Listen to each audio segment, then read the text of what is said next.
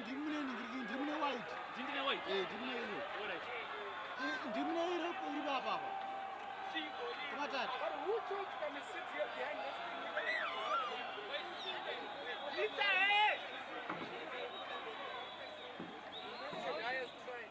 Come on, Dad. Ndimune iri baba. Repass.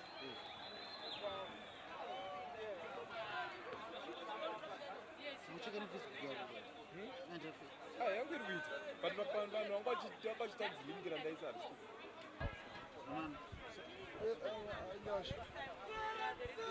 Saka pane rimwe randaisa ndaida kuti vaone kuti vachiningira just go to the loop. Ngova Dad.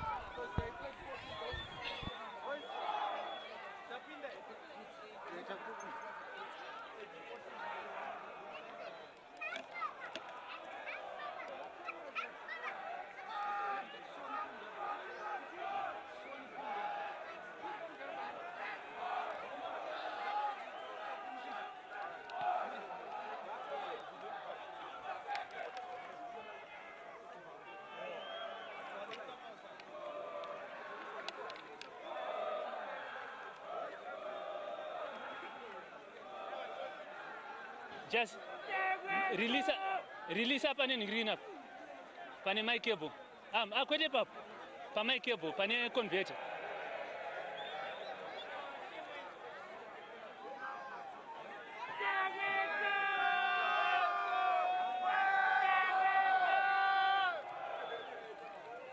Yeah? What right?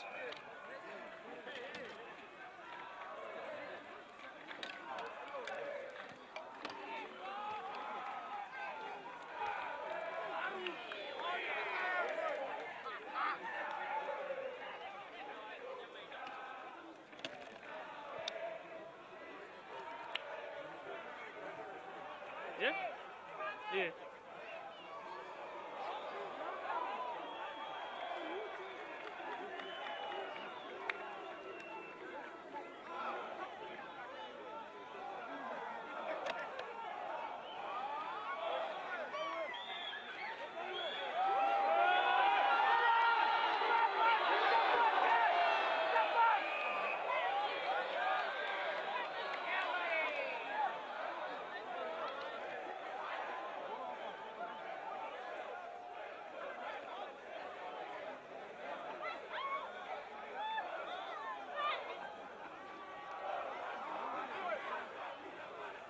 Yeah?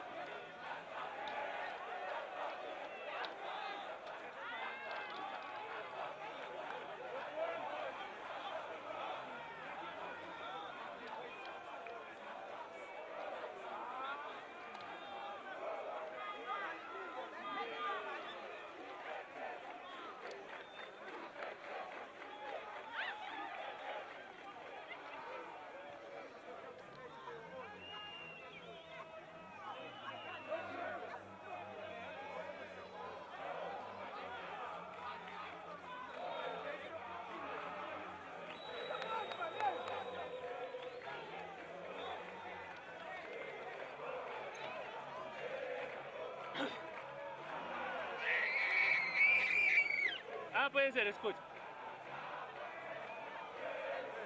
Alright.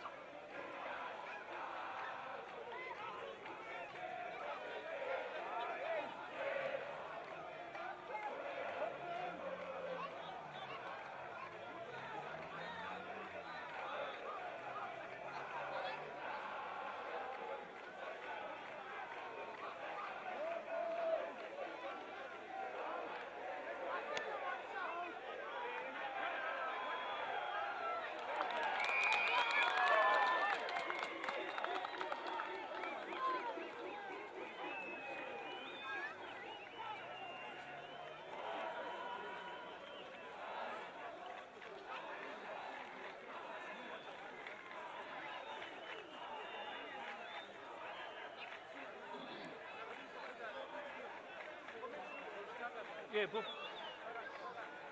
Yeah, we're good.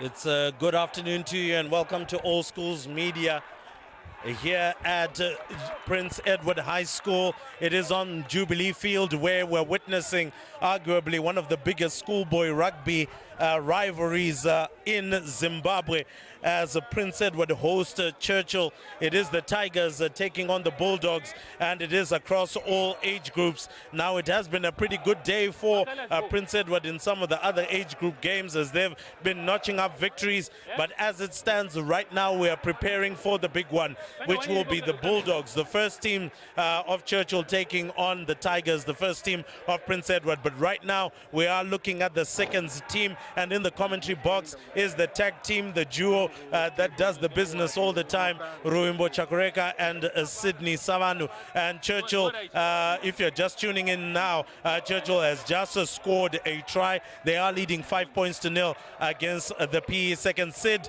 welcome to you. It's a good afternoon, and it looks like we are up for a brutal game of rugby. Yes, indeed. It's a good afternoon to whoever who's watching us on this platform. And we've just seen earlier that Churchill's second team has just scored a beautiful try in the first 3 minutes of play. And it looks like it's going to be an exciting counter. Obviously, this is a build-up to the big game.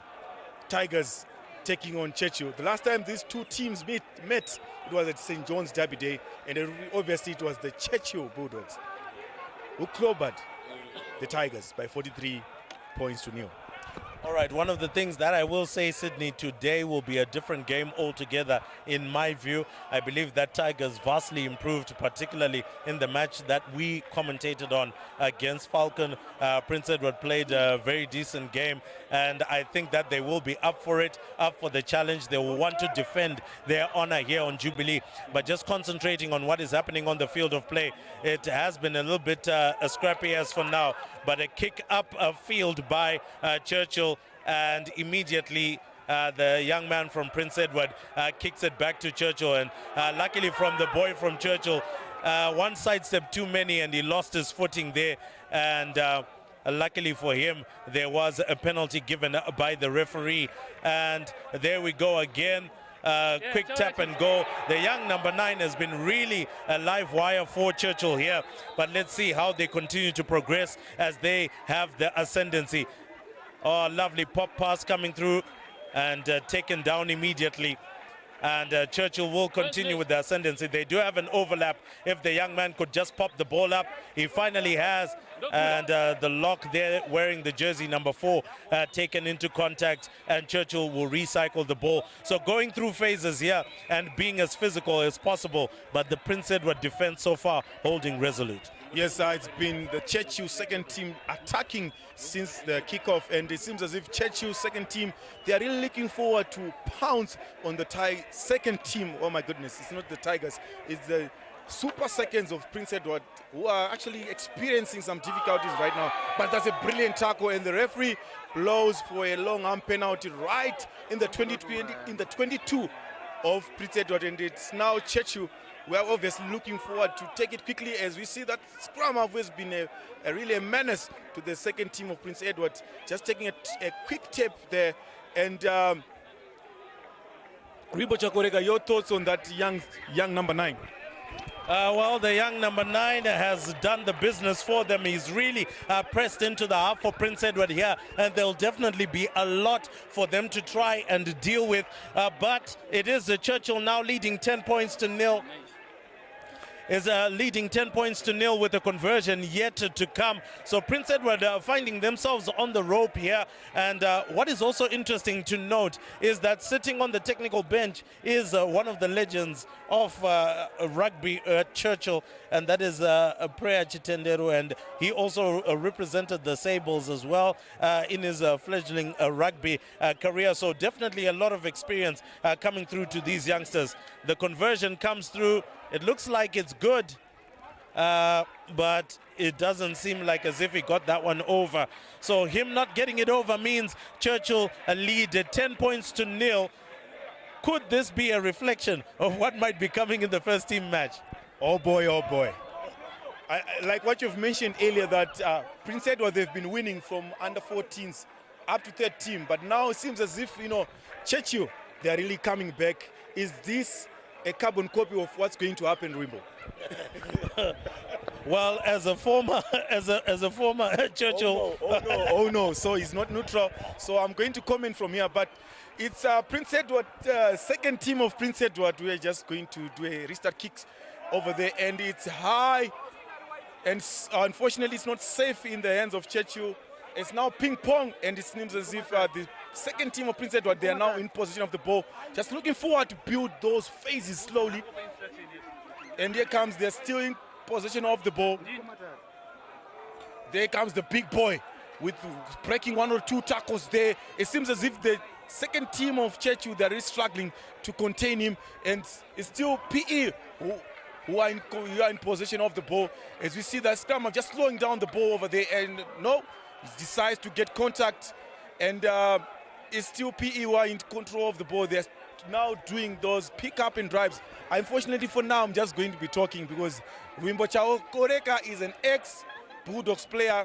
He's an ex-Churchill student, so obviously it's going to be a problem when it comes to neutrality. I know the jersey that he's wearing right now. He might not be putting it on, but obviously he's putting it on in his heart. But here comes B. Talking about being a spiritual there, Prince Edward now making the inroads, and they have scored a try of their own. So they were really putting on the pressure here against Churchill, and it has paid dividends. So they've reduced the arrears now. Churchill only leading 10 points to 5. There is a conversion yet to come for Prince Edward. I'm sure that will definitely give them a lot of confidence as they press forward. But once again, when it comes to the sizes of these two squads, we can find that they're generally evenly matched at the moment in terms of the size. Each side has got one big man that they can try and rely on for the big hits, and already we saw how the tight head there from Prince Edward was able to make some significant inroads to help Prince Edward get back into the match. The question, however, will generally be, as the atmosphere continues to intensify here at Jubilee Field, we can also see the Tigers now beginning to prepare as they're walking onto the pitch. The conversion is not successful there, and so that means Prince Edward will still be in arrears. Churchill leading 10 points to 5.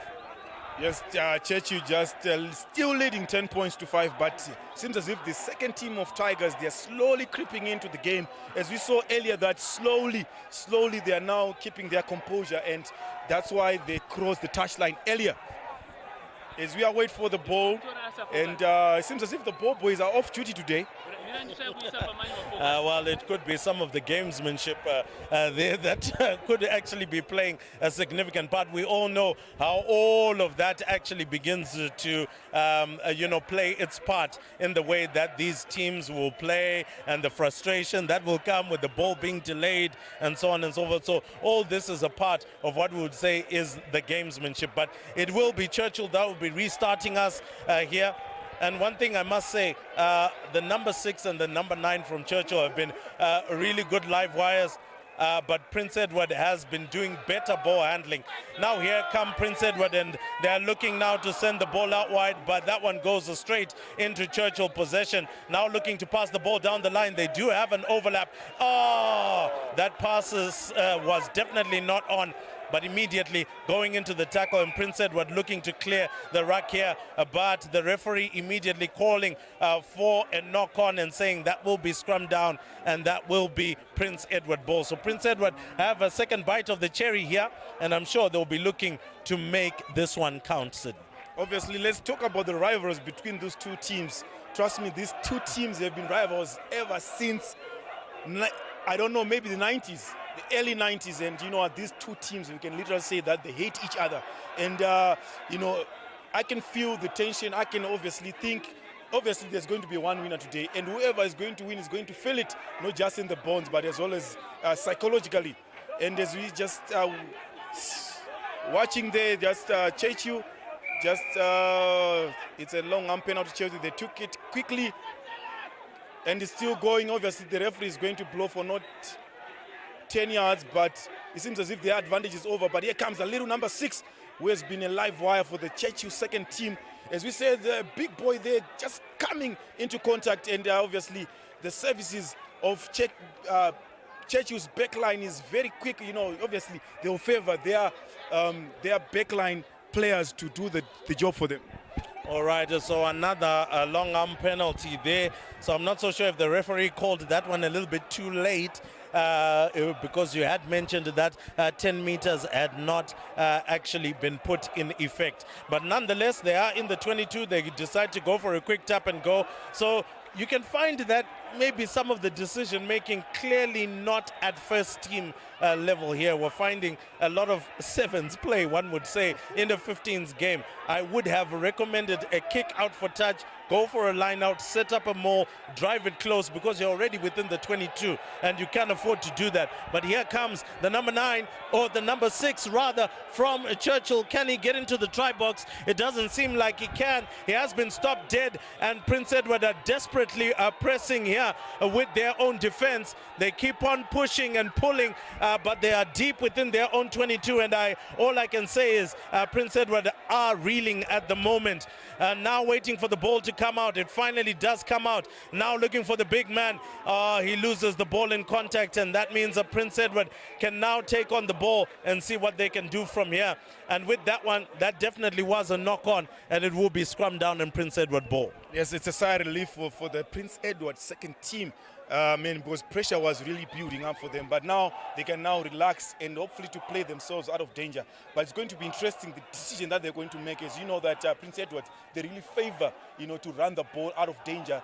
They really fancy their backline, but today it's a different story because they are playing the same team that play similar style to them. So it's going to be interesting how Prince Edward is going to approach this part of the game.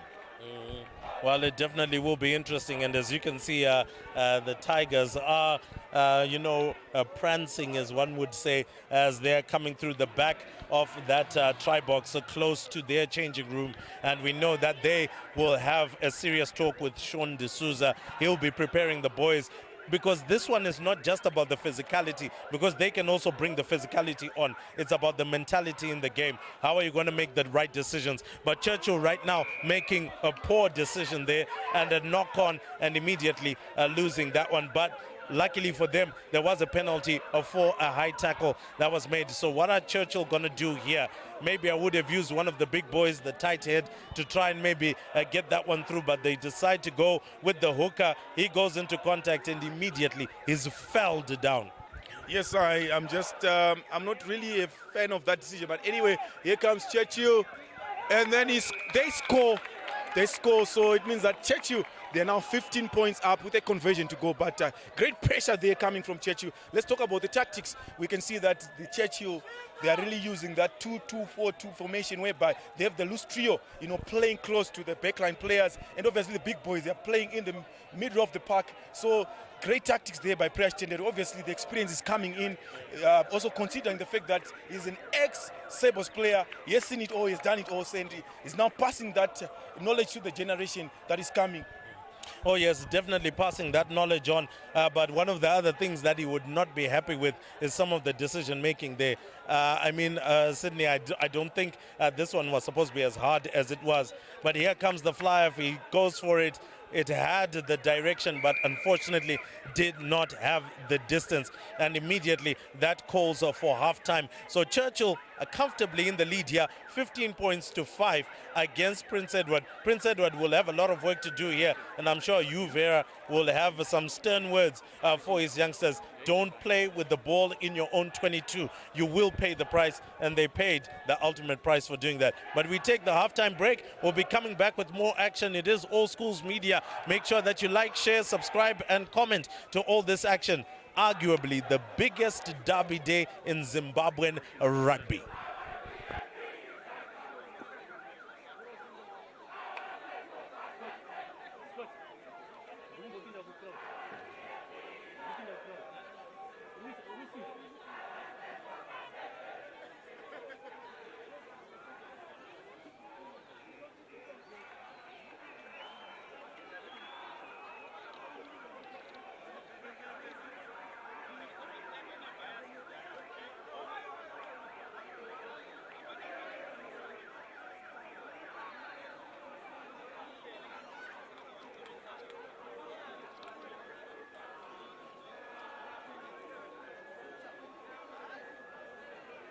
Esa band.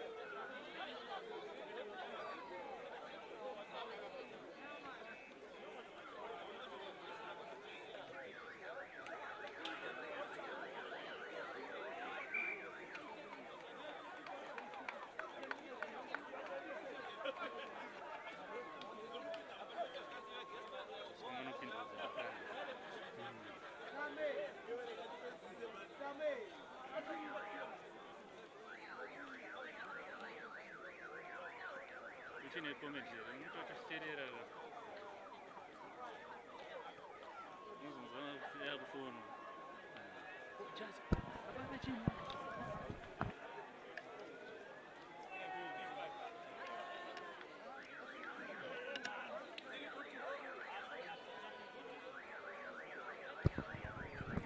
So welcome back to the second half of this entertaining encounter between the second teams of Prince Edward and Churchill High School. Now, Churchill are leading 15 points to 5. There is pride to be defended here, Sydney, and I am sure that the youngsters from Prince Edward are going to come very strong in this second half to try and prove that point. Yes, indeed, and obviously not the start they were dreaming of there, Prince Edward. It seems as if it's going to be a scrum. It's going to be a scrum, but obviously what you want is to collect possession, be calm and collective under the ball. Obviously, try to build the phase from there, and maybe you can milk out a penalty also. But as we see there, just Prince Edward, they just won the scrum down. As we see a couple of changes coming in from the coach's bench there. And obviously some lengthy discussions happening in the Prince Edward camp. As we see, it's going to be a blood sub for Churchill. World Rugby concussion protocols there. But let's talk about that number 6 from Churchill. I mean, he's live, he's active, and he's a brave young man. I mean, that position, you all know that, you know, though that number 6 jersey has always been worn by courageous, brave people who can really take contact, people who are not really scared of contact. But you can see that he's almost the size of his scrum up there.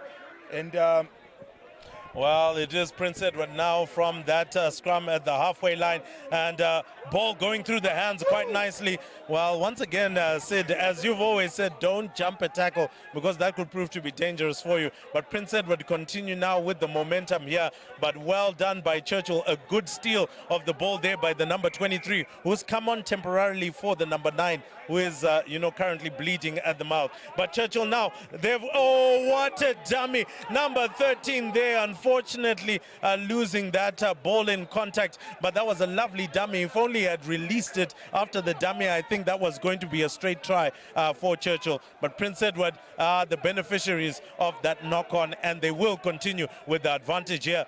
Churchill steal the ball away, and I'm not so sure if they stole that one legally, Sid. yes, that little number 6 I've been talking about, just coming from a blood sub, straight into action, forcing a turnover there. As we see that Churchill, they are coming in very strong, obviously looking forward to score from this position. And here comes the big boy who makes a little bit of impact there as Churchill slowly building their phases. And it's turnover, and the referee signals for obstruction. So it means that Prince Edward, once again, they're going to breathe a sigh of relief. And obviously, they are looking to maybe just look for a line out from this end. But as you see that no one really wants to touch the ball for now from where we're standing. And obviously, they're going to look for touch and maybe win the line out and to look to play from there as he finds his touch there. Oh yes, it was a good find for touch, gaining quite a number of meters. Now they're in the Churchill half. So if they can try and convert this possession that they have, Prince Edward, it would definitely help them quite a significant bit, because it looks like as well that Churchill are also gaining some confidence. In the first half, it was a little bit scrappy here and there, and Churchill took advantage of a number of mistakes made.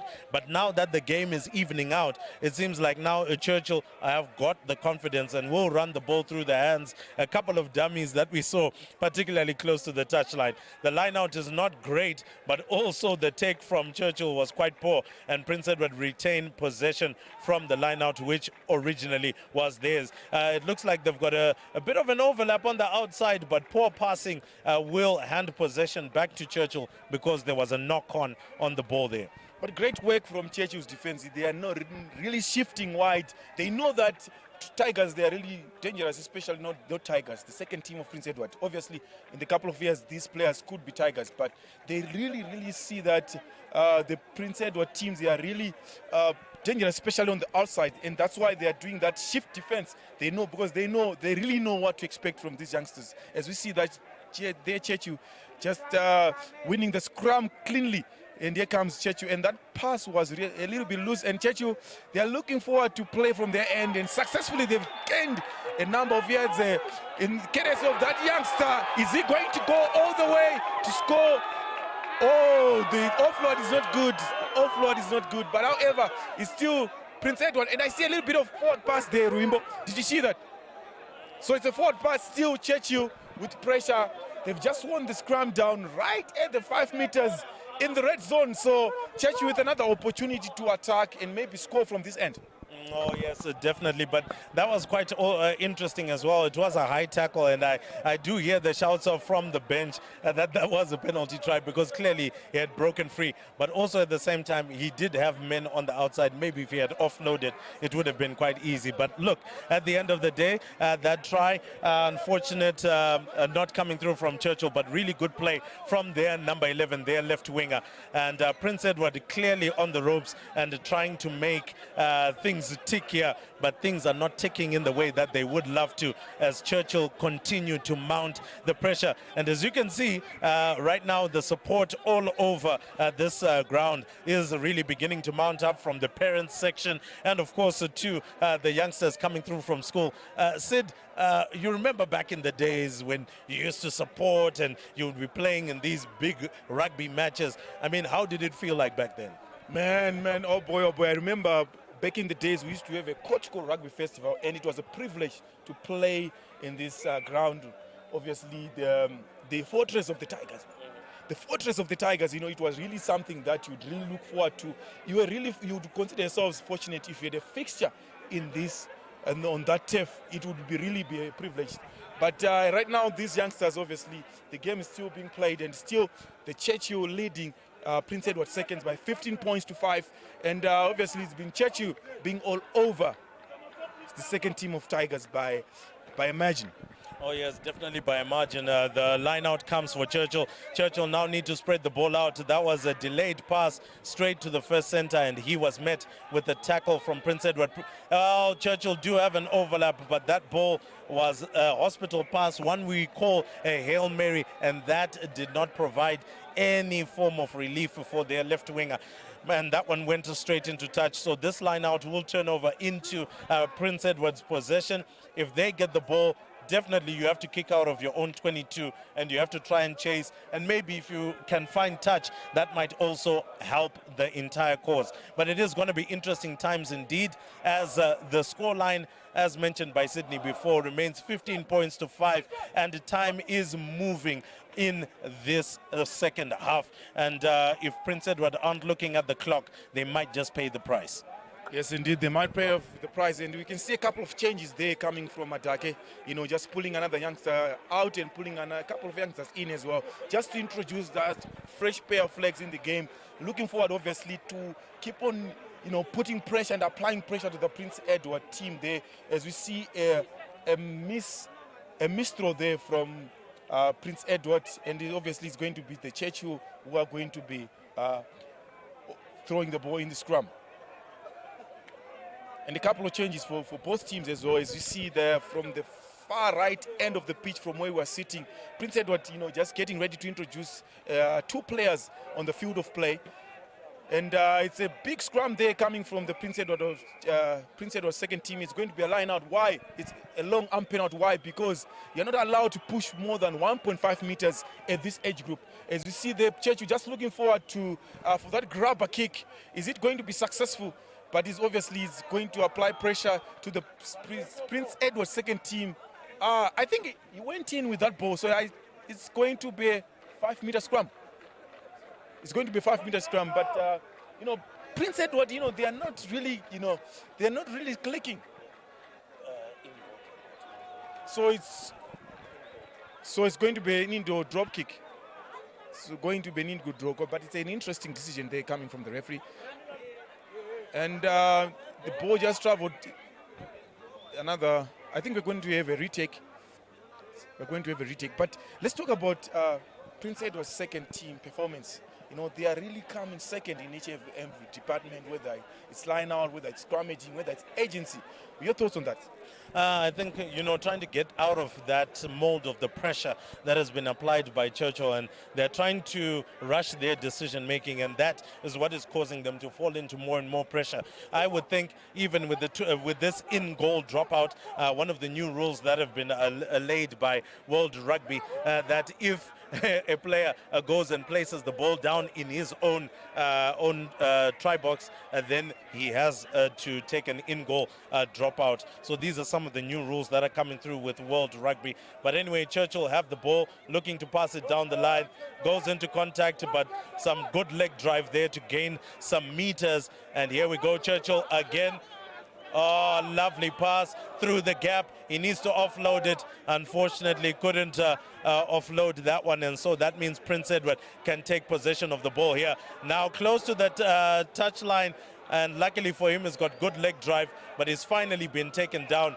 And Prince Edward will look to take on the ball. Churchill illegally holding on to the ball there. And immediately the referee signals for that with that tap. And the tap doesn't come out right by Prince Edward there, handing possession back to Churchill. And that's the question that we're asking. Why are you quickly making decisions? Allow Churchill to go 10 meters back, kick for touch, gain some yards. Rugby is also about a game of territory. If you don't have the territory, if you're playing rugby in the wrong territory, you will pay. And Churchill, as you can continue to see, are piling on the pressure, Sid. Yes, they're piling on the pressure, but let's talk about that decision by the youngster from Prince Edward. You're already losing by 15 points to 5. Why are you rushing your defense? What you could have simply done is be calm, be collective, look for touch. Maybe you can win a line out, but what has happened is it's now Churchill who are playing deep in Prince Edward's half. A little bit of fumble there, and unfortunately stopped. And it's going to be a scrum to PE, obviously a sigh of relief to them. A sigh of relief to be, but also a bit frustrating because they wanted to pick up on the advantage and go as the young man had broken through. But it is the man with the green and gold jersey in the middle of the park who has the final decision. So a little bit interesting here, seeing how this match is unfolding. Time is definitely running out for Prince Edward. We know that generally they do have a bit of time to turn this around, but with the way that they're playing and the decisions they're making, they may suffer the consequences. Now, Prince Edward have the scrum here. What would be your advice? Would you think that they can run it out of their own 22 and actually make it into the Churchill half? You know what, it's going to be a tricky decision, but what I would say, stick to the basics, try to kick the ball, and then you see how you're going to play from that end. But successfully, seems as if they've managed to play themselves out of danger, obviously looking forward to, but it seems as if Churchill, they're piling amounts of pressure on the breakdown, but this time around, they're not successful, and it's still a PE ball as they look forward to a little bit of obstruction there, but it's still that gentleman in the scrum cape making a little bit of yards there. And Churchill, they are really piling pressure on the Prince Edward second team, especially on the breakdowns. And it's still Prince Edward. A little bit of, mispassing there. Passes are all over the place for Prince Edward's team. And as we see a Churchill player going down there, it's a high tackle. Yes, the referee has seen a high tackle. It's still a long arm penalty to Churchill. Yeah, definitely a long arm penalty there to Churchill. And one of the things I must say, I'm surprised at the way that Prince Edward is playing. And once again, I will say it is maybe youngsters who are getting to understand a little bit more about the game as they continue to play it. We understand for 2 years nobody has been playing, rugby. And so maybe getting to understand the dynamics of the game, how the game evolves is also going to be interesting. But I don't get it. When you've got possession like that, why are you giving it away so easily? When you've got a penalty in your own 22, why are you not kicking for touch, trying to retain it from your lineouts? The lineouts don't seem to also be working for Prince Edward, so maybe that's why they're going for the tap and go, almost sevens, the type of rugby, whilst we're playing 15s. And this will always prove to be detrimental, because if there's anybody that can play phases, it is Churchill. Churchill can play phases better than pretty much anybody within schoolboy rugby. Yes, indeed. They've successfully, a little bit of handling errors there. It was a knock-on from where I'm sitting, and the referee actually agrees with me. It's another knock-on, so it means that Prince Edward have another opportunity to play themselves out of danger. It's pretty interesting because the clock is running for PE, and it's going to be interesting. It's going to be a scrum, yes. It's really interesting how PE they are going to approach this couple of minutes. Remember, they are down by just 10 points, so it means that one converted try by maybe a penalty, if they are able to, maybe tie, go for a tie from this encounter. A tie wouldn't be exactly what they are looking for. I'm sure they want to win. But as it stands, I think they might have to settle for the loss because they can't seem to get any rhythm. And there the referee definitely has to call for something, because Churchill were definitely pushing before the ball went in. And I would expect the referee to also see that. And I'm sure that's exactly what he saw. And he said, come on, guys, I need a reset of that scrum, and I need it to be done properly. And yes, Prince Edward, just making those big shafts, of course, they should be mindful of pushing for over 1.5 meters. And it seems as if this scrum is going to be okay, as Prince Edward make another, rather an interesting pass there. The player had to really struggle, he had to stretch so that he can pick up that ball. But here comes Prince Edward, just making sure that they are building those phases slowly. And it seems as if they are not really gaining ground. And it's a dangerous tip tackle there. And the referee is going to blow for a long arm penalty. Well, with the long arm penalty, a little bit of feistiness by the touchline, but Prince Edward have to get on with business, and that's exactly what they are doing. And here we go, Prince Edward now looking to go through a couple of phases, sending it to one of their big men. And Churchill trying to put their hands in the ruck there. That's definitely a penalty. You can't do that. Yes, they put their hands in the ruck. You can't do that. And obviously you can't talk back to your referee at this stage. We don't expect that. So discipline is very important. Yes, you could be leading, but it's very important also to stay composed. Remember, respect the man who's in the middle of the field. Well, the respect definitely has to be given. But let's look at how things are going to be going about here with a line out in favor of Prince Edward. A little bit of gamesmanship once again. Definitely that won't end, especially when there is a derby. But here we go. Prince Edward with the line out. Let's see if they can make use of this ball now. Here we go. Well taken line out. Taken through, and it is going to flow. So Prince Edward now making some good yards here and looking to press forward. Once again, the ball goes out to their fly. They have a huge overlap on the outside. He decides to try and take a gap, but there's a huge overlap there. I think if he had made that one, it would have helped. And with that, they've lost possession by holding on to it after having gone into the tackle. Again, decision-making. Can't say it anymore. Yes, obviously there was a mismatch right there at the right side of the field. What he should have done was just to pass the ball down the line. and I'll guarantee you it was going to be a try. Maybe just reducing the areas there for Prince Edward Seconds. But unfortunately now, it means that they have to defend and make an effort to retrieve that ball and try to score again, which is going to be obviously an uphill task. As we see there, Churchill, that's just slowing down the game, just running down the clock there, especially on the line out. Yeah, definitely. When it comes to the line out, they are definitely having to slow down the. Well, definitely. Why would you speed up the game for? You are in a 10-point lead, so they can control the game. They can manage the game as much as they want to. And with the line out coming out, that one has been taken up by Prince Edward. But already an advantage being shown by the referee. I'm not so sure how, but Prince Edward now have got an opportunity, get the ball outside, and he should go and score the try, but he decided to cut back inside, and with that, I would feel that chance is literally gone a begging. Yes, that chance went begging, because basics, what my primary school teacher told me that if it's a 2-on-1 situation, try to outrun the man on the outside. But it seems as if the youngster had his own ideas there. And the big tackle was coming in for Churchill, and they've just won another 10 over there, as the referee is seeing something cynical there, and it's a knock-on, and it's still Churchill.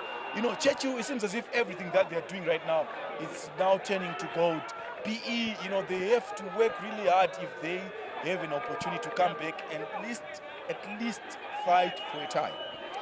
Well, I think to put it in simple terms, you thought I was being biased, but I think they now have to wait for the first team match to get any respite out of this one, particularly here on Jubilee Field. But it is Churchill still leading 15 points to 5 against Prince Edward. These are the second teams that are playing, and Churchill right now out of the scrum, they get the ball. Oh, goodness me, that could be a penalty, but the referee only decides to blow much later there. But I feel that actually should be a yellow card because the ball was hit down there. But then again, he may have adjudged it to have been more of a knock-on than a deliberate knocking down of the ball. Yes, great call from the referee. I mean, it was going to be devious. Considering the scoreline, 15 points to 5, and you see that maybe it was a charge down. But as you see there, Prince Edward's just winning the scrum down there. And a little bit of movement that we can see from the PE bench. Are they going to introduce another player? That's a big question there, because I'm seeing a player, a Prince Edward second team player, just running there. He's running off the field, but here comes PE in a big tackle coming in, just losing the ball in contact there. And Churchill obviously looking forward to secure this ball from this semi-more, and the referee is calling. And Churchill, once again, doing a great job there, especially in those 50-50. And there comes the big boy, making a couple of yards and breaking a few tackles there. That's what you want from your big players. And another mismatch there, and the pass, and good breaking a few tackles there. A good offload there coming from Churchill. Churchill, gaining 30 meters from their red zone rather, and it seems as if they are now launching another barrage of attack coming in from their back support of the day. That gentleman wearing the jersey number 4, and another barrage of attack coming there. And it seems as if PE, they just went on side there. There comes the Lucy, and it's a bit of a high tackle there. I'm sure that the referee has spotted it. Yes, it's a high tackle, and the referee has spotted it. So it means that it's pressure on to the Prince Edward Tigers. Why am I calling them the Prince Edward Tigers? They are not yet there. The Prince Edward second team, and obviously, are we going to see a card there? Because this is the third time from the same team, and it's going to be a yellow card. Thank you for coming. Another last 10 minutes of play for you be sitting on the bench, and the coaches there, I'm sure that they will be pulling their hair. Oh yes, they'll be pulling the hair out of their head. But then again, that was a good passage of play by Churchill. You cannot fault them. They decide to actually kick it out, and that is the end of that. And so the Churchill second team come out with a 15 points to 5 victory in this encounter. They controlled the game literally from the first minute. They capitalized on the challenges and the problems. And of course, we can see Vera there as the coach coming through and saying, come on, there were a lot of mistakes that you made in that match. And I'm sure he's not happy. I'm not sure if there will be any pleasantries exchanged between coaches there, but definitely definitely something that will always go down in terms of the way that referees are handling matches here in schoolboy rugby as well as club rugby. While we take the break, and very soon it is going to be the big match. The Tigers are taking on the Bulldogs. Don't turn that dial. Don't change that channel. In fact, like, subscribe, share, and comment, because a humdinger is coming your way.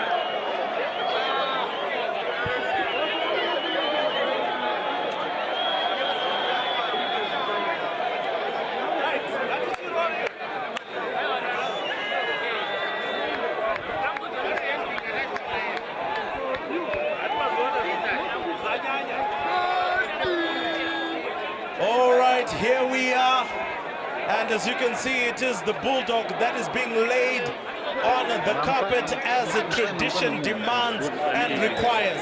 We are preparing for arguably one of the big encounters of the season in schoolboy rugby, arguably the biggest rivalry in schoolboy rugby for more than 50 years, and it is Prince Edward taking on Churchill High School. The Tigers, are they going to roar? Are the Bulldogs going to bark today? And are they going to provide a morning against the Tigers? Well, it is for Jeff Madaki, the head coach of 4 Bulldogs, as well as Sean D'Souza, the head coach of 4 the Tigers. It's up to them to determine what result comes out of this one. But it is Rumbo Chakureka and Sean D'Souza bringing you the action from here, Jubilee Field, where a lot of tradition has been established. So here we go, another tradition which is also being done. It is the tiger also being laid down and being put on the carpet. Sydney, this is exactly what we're here for, to witness this absolutely amazing encounter. It's going to be physical, it's going to be tough. Blood, sweat and tears is exactly what we can expect, and that's exactly what we will get. Yes, and obviously Churchill in that traditional white and purple jersey, and obviously from where we are standing right now, we can see the Prince Edward players in that traditional white, green and maroon jersey. And you can hear the war cries, you can hear the singing.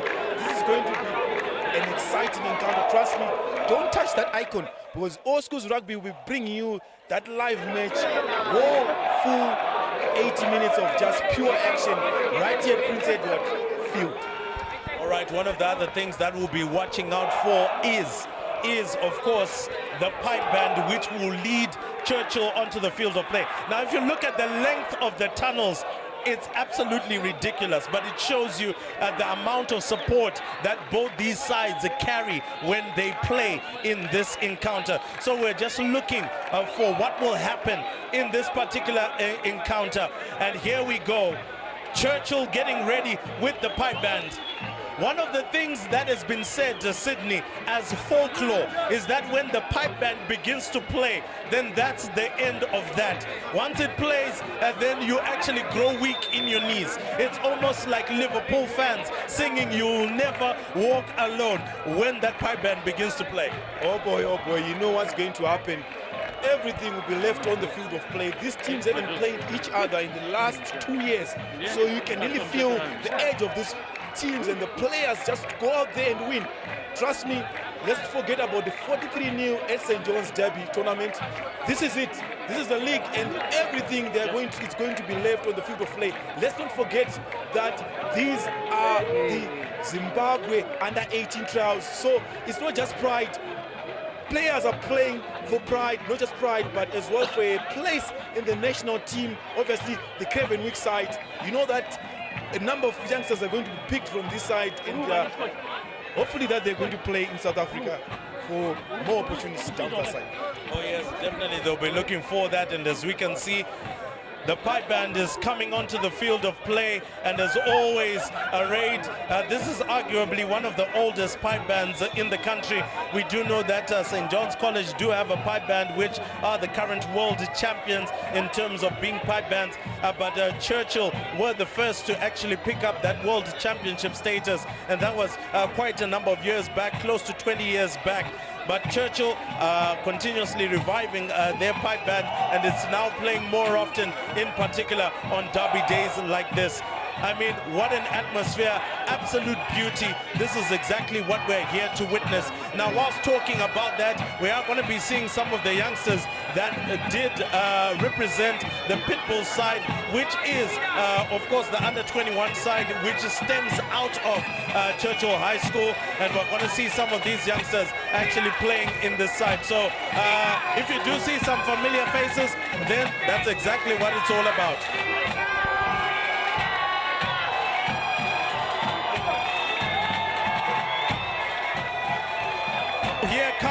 Here come the Bulldogs being led by their captain, Perfect Chimwendo. And here come the boys. They are ready, and they're going to be looking for a huge encounter, a huge win today. They'll be looking to put some muscle on the field. and of course embarrass the Tigers on the field of play, and already they go into a huddle. Now it is time for the Tigers to come through. And again, as I did mention, both sides have got a significant support when it comes to this derby day. So huge tunnel that has been created for the boys as they come on. We're getting ready for the Tigers to come on, and they're going to be led by Simbarashe Kanyangarara.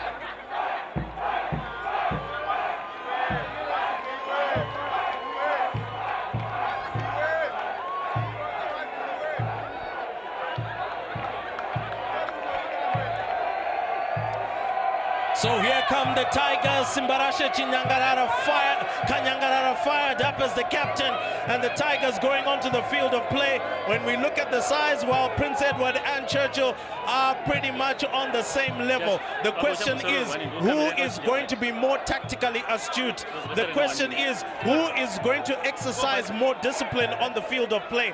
And I think whoever does that best ultimately will come out with the victory. But Sydney, a beautiful atmosphere that is here, and I think this is just going to be a huge game.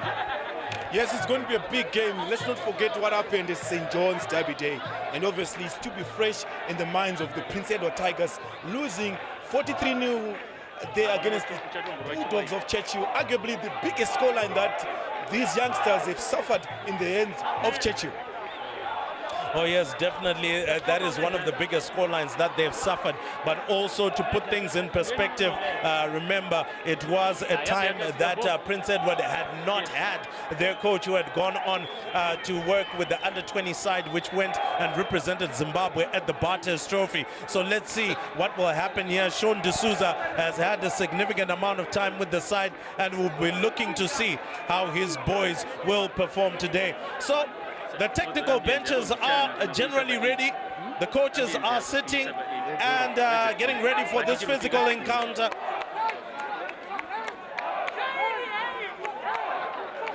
And it will be Prince Edward who will be kicking things off. Now, last week we did witness Sydney that they had a very stagnant flyer of Tinoru Sike, who really struggled with this game. Falcon put him under pressure. And if there's going to be a repeat of that today, then the Bulldogs will maul the Tigers.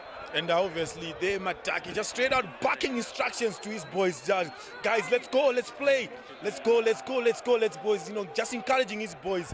And trust me, this is bigger than any other sports derby in the within our borders of Zimbabwe.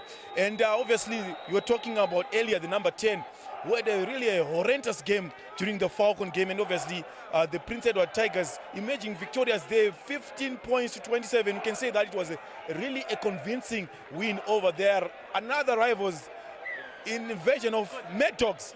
And today they are going to play against the Bulldogs. And there we go, as we see Churchill just being calm and collective under the high ball there. And Churchill looking forward to launch another attack from that. He has been met by the youngsters of PE, were equal to the task. Churchill just building slowly there, slow phases there, being agent, and obviously looking forward to build a few racks in there, especially in playing in the half. Oh yes, so here come Churchill once again, continuously building phases, but finding it difficult to get through to the halfway line. But good clearing once again from Churchill. But Prince Edward, well done there, as they saw Churchill trying to play close to the touchline. That's always deadly, as you will be pushed into touch, and immediately that's a line out in favor of Prince Edward. And what is going to happen if Prince Edward actually make use of this line out? It could be an attacking opportunity, and we know what Prince Edward can do once they start running the ball through the hands. Yes, you know, PE just staying composed there in their defense, you know, not giving the Bulldogs of Churchill any much of territory. If just we won there, so a clean line out from the Prince Edward Tigers, who are looking to launch an attack in this dangerous half that they are in. And we see a great contestation there on the breakdown by the Bulldogs of Churchill, just playing themselves out of danger. And they've just gained a few yards there, and obviously looking forward to launch another barrage of attack with their quick hands. As we see there, a quick rack by Churchill.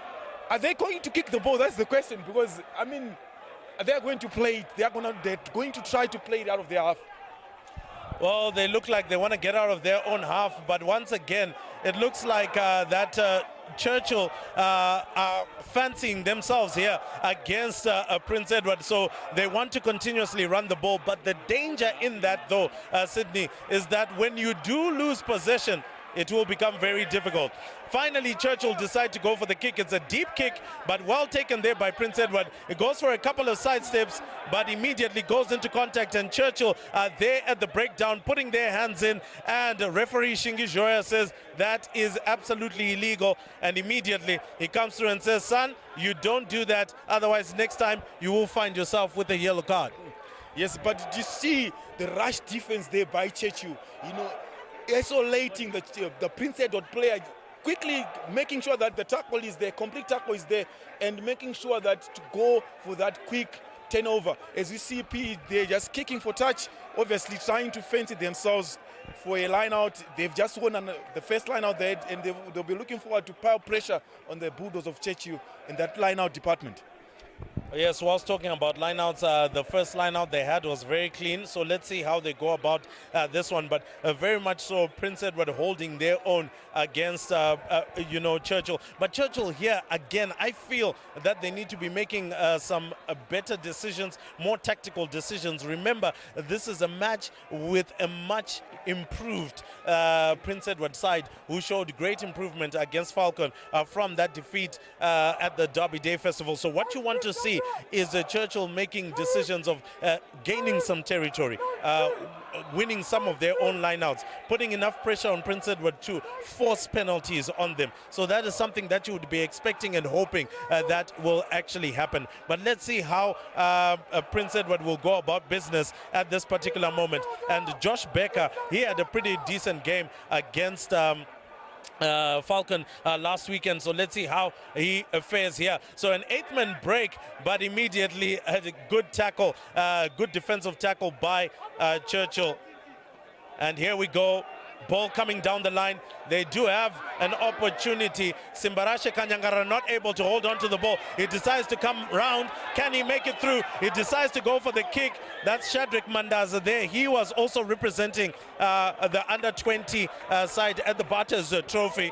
And so that was one of the interesting things that he did there. That was a lovely outside of the boot kick to try and gain some territory. But luckily for Prince Edward, they're able to regain possession there. It is going to be scrummed down, and it is going to be a Prince Edward's ball. Oh, wow, actually it's Churchill that will have possession at this point. It looks like I'd lost my bearings there. But it's Churchill who are looking forward to maybe make use of some ground here, as we see a steady scrum there. You know, obviously Prince Edward applying a bit of pressure, as we see Churchill trying to attack from the outside. And unfortunately today the passes are still all over the place, as we see Churchill there making a bit of yard. This is the first time that they are in Prince Edward's Tigers half, as you see Churchill there making a little bit of territory, and there comes the lock, making side steps, gaining a few yards, and a great run there from your back row. You wouldn't expect that, a little bit of sidestep from your back row, but it can happen with Churchill. They are an unpredictable side. They are very good with their hands. They play with flair. As we see an overlap there, it's a 2-on-1 opportunity. Surely this is going to be not a try. Unfortunately, he couldn't exploit space there. But here comes Churchill. They're still in control of the position, looking forward to launch another barrage of attack with a bit of quick hands. There goes the Churchill number 6 direct into contact, as we see a long arm penalty. Are they going to go for a try, or they're going to go for post? But the instructions from the touch line here is, let's go for 3 points. Oh yes, definitely. Scoreboard pressure is more important than actually coming out with a fancy try. I think they have put enough pressure here in this phase of play, and it's important that you come out with something when you get in this particular position. When you have a penalty in this position, come out with something. And I'm sure it will be Shadrach Mandaza who will go 4 posts here, as he is the fly-off, and we know that he's very decent with the boot. So if he can get this over, that means Churchill have got a 3-point lead. But by no means does that mean that this match is over. So that conversion is successful, and that means Churchill are in a 3-0 lead right now. I must commend the Prince Edward defense. They've been holding fort for a good while. They've been putting in the good tackles. And as we did mention before, there are some pretty big boys here from Churchill. So it is going to be very interesting how they go about business from here. Yes, both teams are evenly matched. You can see a couple of big boys from both teams, and obviously Matake is just shouting their backing instructions. Guys, come on, let's play, let's keep on scoring. And as we say there, Coach Itai, another former Aurora Sports Club scrum half, just at the technical bench of Churchill. So you can imagine, the level of experience and excellence that is on the Churchill technical side. As we see PE just launching another attack there as far as territory is concerned and another penalty. What is Prince Edward going to do from here? They're going to take it quickly. I don't think that's a good decision. What do you think, Rimbo? Well, it looks like they are going to try and run the ball down the line. I think one of the things that they've been starred of is the fluidity of running the ball as quickly as they love to do so. So I think it is Josh Becker here trying to ignite that from his back line. And he wants to remove the staticity from the back line of Prince Edward. So here we go, Prince Edward still in possession, and they do have a little bit of an overlap here. The 8th man going for it, a big tackle, an inside pop pass, but that one is knocked on immediately. And it looks like the referee there is saying that possession still belongs to Prince Edward, saying that the ball was actually knocked on by Churchill and then ultimately knocked on by Prince Edward. So anyway, it is a scrum down, and it will be Prince Edward's ball. Now they're actually right on the 22-meter line, where they will now try and run the ball down the line. Here I expect nothing less and nothing short of a move to try and actually get a try, maybe a couple of decoy runs that will then release their winger maybe out on the far side. But let's see what Josh Becker will do here. He gets the ball, sends it out to his fly-off. That was a Hail Mary pass. It does go to Prince Edward's hands, but I feel that the advantage that they would have had has been taken. Josh Becker picks it up, a poor pass. Churchill now trying to go about business here as they have regained possession. He breaks out of one tackle. He is in space. He is going, and Prince Edward struggling to stop him. He's going. He's going. He is gone. It is strike time for Churchill. What did you expect once they got the ball and broke out? Well, it was the Bulldogs, and they're barking once again. Yes, it's the Bulldogs who are barking once again. But, Ruimbo, let's talk about an opportunity there for Prince Edward just to go for 3 points. They decided to take it into contact. Unfortunately, poor ball handling skills, they costed them. The Bulldogs just capitalizing on their mistakes. A counter-attack deep in their half just to score a good 5 points right at the right side of the field. Oh yes, what I must question there was the level of discipline in terms of attack, the level of discipline in terms of defense for Prince Edward. I wasn't too happy within the way that he was being chased down. It seemed like they had already given up there, but Sean D'Souza is out in the corner there, and I'm sure he's going to bark some instructions and orders, and I'm sure he's really studying the game, trying to find loopholes where he can penetrate and actually perforate the defense of Churchill. But right now it looks like it's impenetrable, and their attack is definitely just champagne rugby at the moment. It's champagne rugby for the Bulldogs of Churchill, and obviously, Prince Edward, they a little bit of decision making. They're a little bit hesitant, especially their attacking lines. Not really knowing, and the conversion is good. Not really know what to do with the ball. Sometimes you really sense that there is a little bit of hesitant whether a player should go for a dummy, whether he should exploit space, whether he should make the pass, and that's what is costing them. But otherwise, a great game of rugby that we are watching right here at Prince Edward School. Oh yes, all we're hoping for is that the scoreline doesn't run away from Prince Edward. I feel that they've been doing really well in terms of their defense, and I know that their attack is also going to come into fruition at some point. So, well taken by Churchill. They look to launch out of their own 22, and look at the pace of this young man, the number 14. Wow!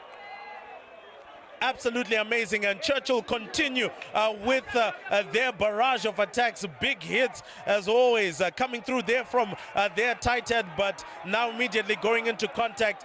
And Prince Edward will have to be wily about their defense. And here we go, another big tackle. But and Prince Edward have actually stolen the ball. And now Prince Edward will look to counter-attack from this point. They need to get the ball down through the hands a bit more quicker in the way that we know Prince Edward can do. And with that, that is a penalty. And he calls for that. Literally diving into the ruck there, and you will be penalized for that. So I think at this moment, the decision that we've been talking about, test rugby, is now what we're calling for. Gain some territory, go for your line out, and then see how you can attack your opposition. Yes, and obviously Prince Edward, they've been successful with their line outs. Obviously they will be looking to launch another attack from a line out perspective, but it's really pressure on. You can imagine what is going through the minds of the youngsters of Prince Edward, because look, they are really staring at the guns battle right now. Obviously still fresh in their minds, that 43-0 hands defeat in the hands of the same team that they are playing today, is they are slowing the ball, just doing a pick and drive there, just looking forward maybe to milk a penalty from the Churchill side. But here once again we go, another miss pass, horrendous pass coming from Prince Edward. But anyway, they're still looking composed with the ball. As we see, oh dear, they are their own worst enemies today, Prince Edward. The passes are not there. No accuracy whatsoever as far as passing the ball down the line. The passes are all over the place. They are not sure what to do, especially in those mismatch situations. Oh yes, but I must commend the second center there, a lovely fend off. He had actually made some really good ground, but once again, when he tried that pop pass, there was no one there to receive it, and ultimately that became a challenge. And now Churchill can try and get out of their own 22. Once again, let's see how successful their line out is. It is a poor one. The ball goes all the way to the back, and that one was a smart decision from Shadrack Mandaza. With that boot, that sends them right into the half of Prince Edward, and Simbarashe Kanyangarara now needs to make things happen. He pops it out to his number 14. Why did he come back in the inside? I think he should have gone straight down the touchline. He would have gained a lot more. Well, that is a massive offside from the second center of Churchill there, and that will be a penalty in favor of Prince Edward. Now at this point, with the score at only 10 points to nil, I would go straight for post. I would want to reduce the arrears, wait till we go into the halftime break, re-strategize and plan. Because if they do decide to go for another line out, it doesn't succeed. After having put all of the phases and the pressure again, it will be a huge disappointment. And it looks like they are thinking right out of my own playbook. I think I need to become a coach, Sydney.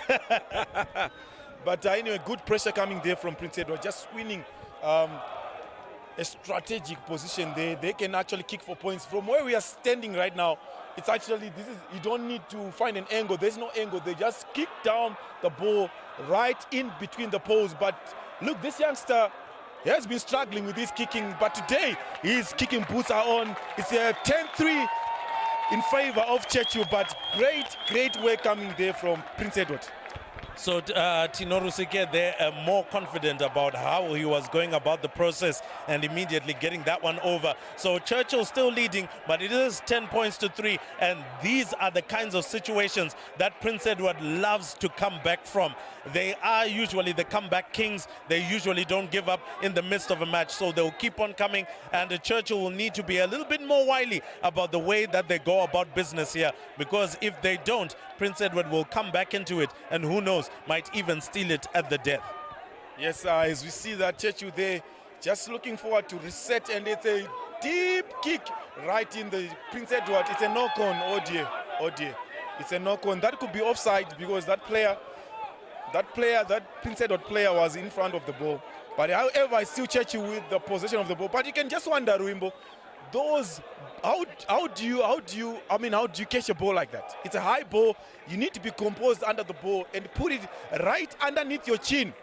And your hands should be right underneath your chin, not over your chin. So, but anyway, it's still Churchill. We have another opportunity to launch an attack deep in Prince Edward's half. Oh yes, definitely ball handling issues there, but Nonetheless, let's see how Churchill will go about things. Pretty good scrum by Prince Edward there. And the scrum was wheeling, so the referee calls for it and says, no, let's do that scrum again. But you kind of feel if that scrum wheels again, then things might actually turn around. But Prince Edward doing really well, especially in the scrum here. You would have thought that Churchill seemingly have also got some decent size that they would have been able to just protect their scrums, make it a steady scrum. But it looks like Prince Edward, they have got some power there. But anyway, it comes out to Shadrack Mandaza, finally coming through to their first center, second center, and it looks like they've got a little bit of an overlap on the outside there, Churchill, but a big tackle comes through from Prince Edward, and that prevents them from going over the whitewash. They are now deep in the 22 of Prince Edward. Ball coming out here.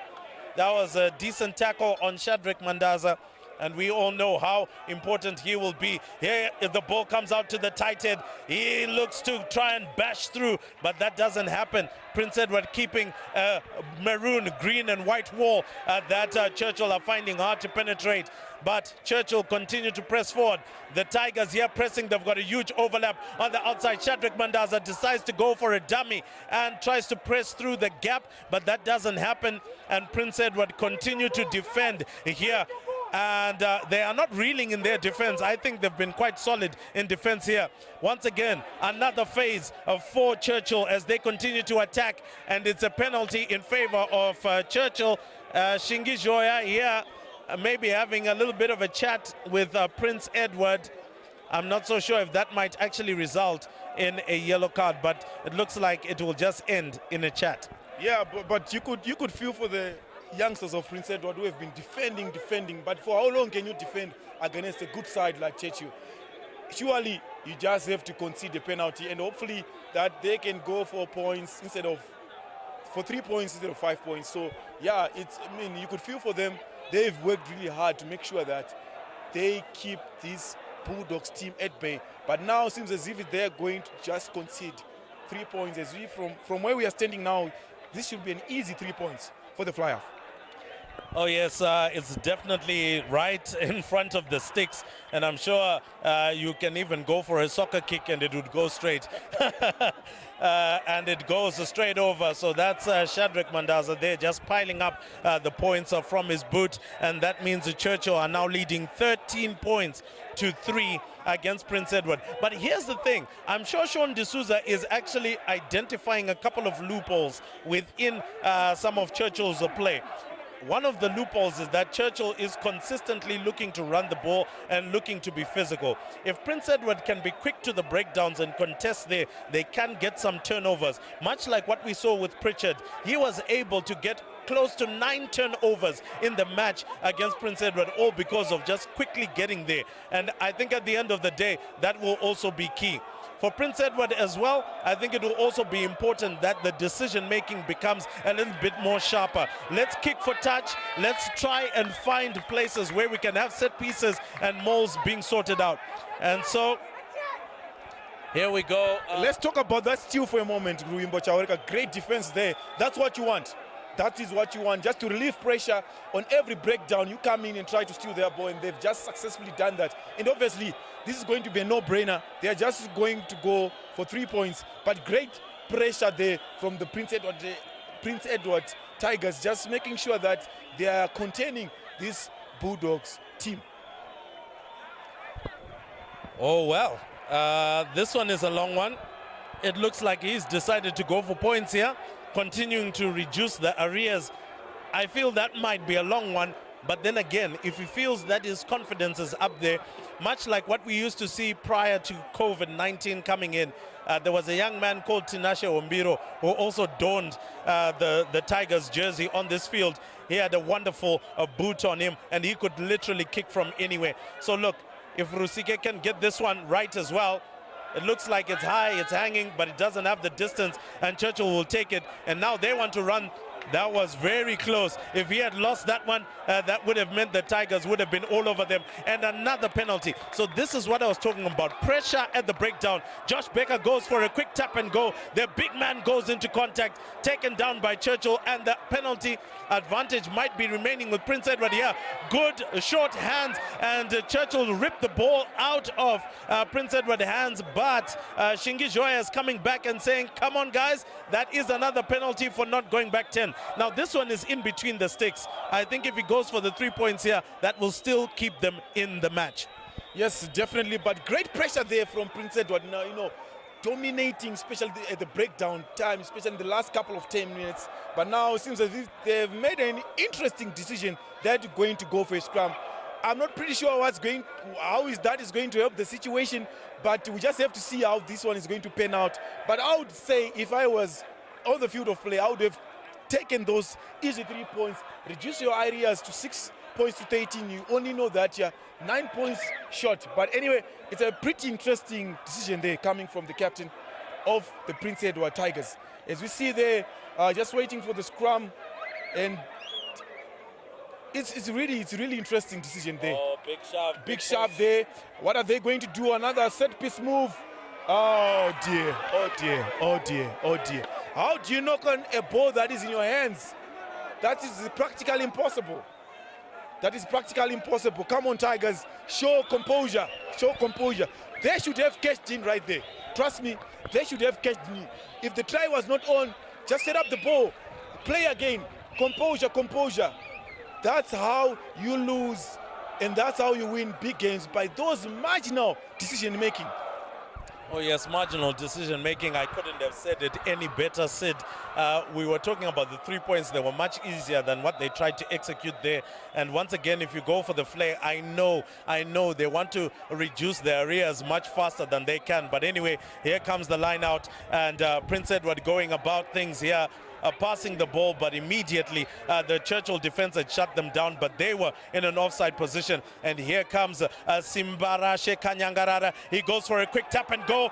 Can he get over? They've held him up, and it is strike time for Prince Edward. So finally, after all the pressing, after all the pressure, Prince Edward have finally put it down. So maybe it was well worth the wait, but I think they made it more difficult than it needed to be, because if they had taken the 3 points, remember the conversion from Churchill was going to be coming back to them and they would have retained possession. But nonetheless, they've got the 5 points, and that means Churchill still leading 13 points to 8 now, with a conversion yet to come. And if the conversion goes through, then that means it reduces the game to just a 3-point game. Yes, sir, but great pressure once again from Prince Edward, slowly creeping back themselves back into the game. But it's great pressure on the breakdown, great pressure especially in attack. They are just relentless, and this conversion is good.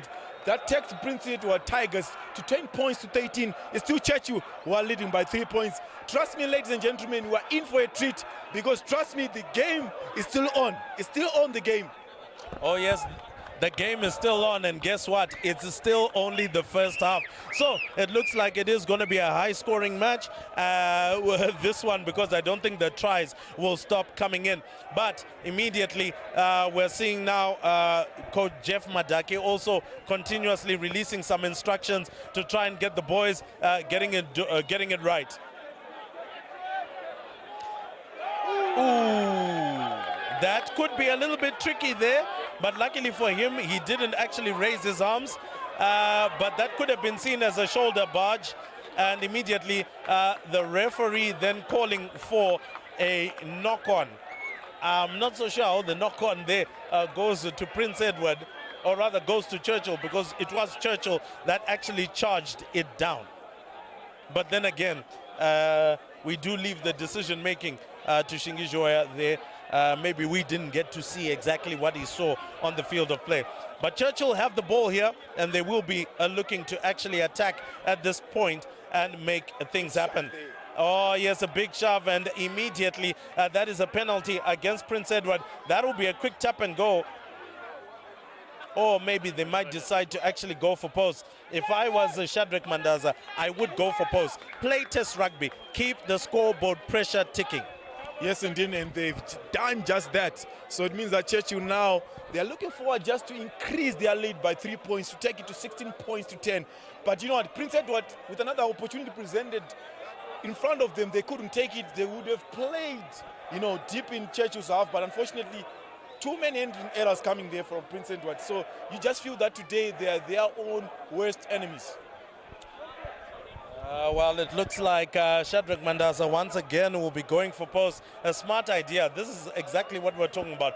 Playing what we call test rugby. Test rugby is gain territory, set up moles, simply keep the scoreboard ticking. It's not more difficult than that. And so Shadrach Mandasa will have another opportunity. He hasn't been missing with the boot, but this one might be a little bit of a challenge because it's a more difficult angle than all the other angles that he has generally had.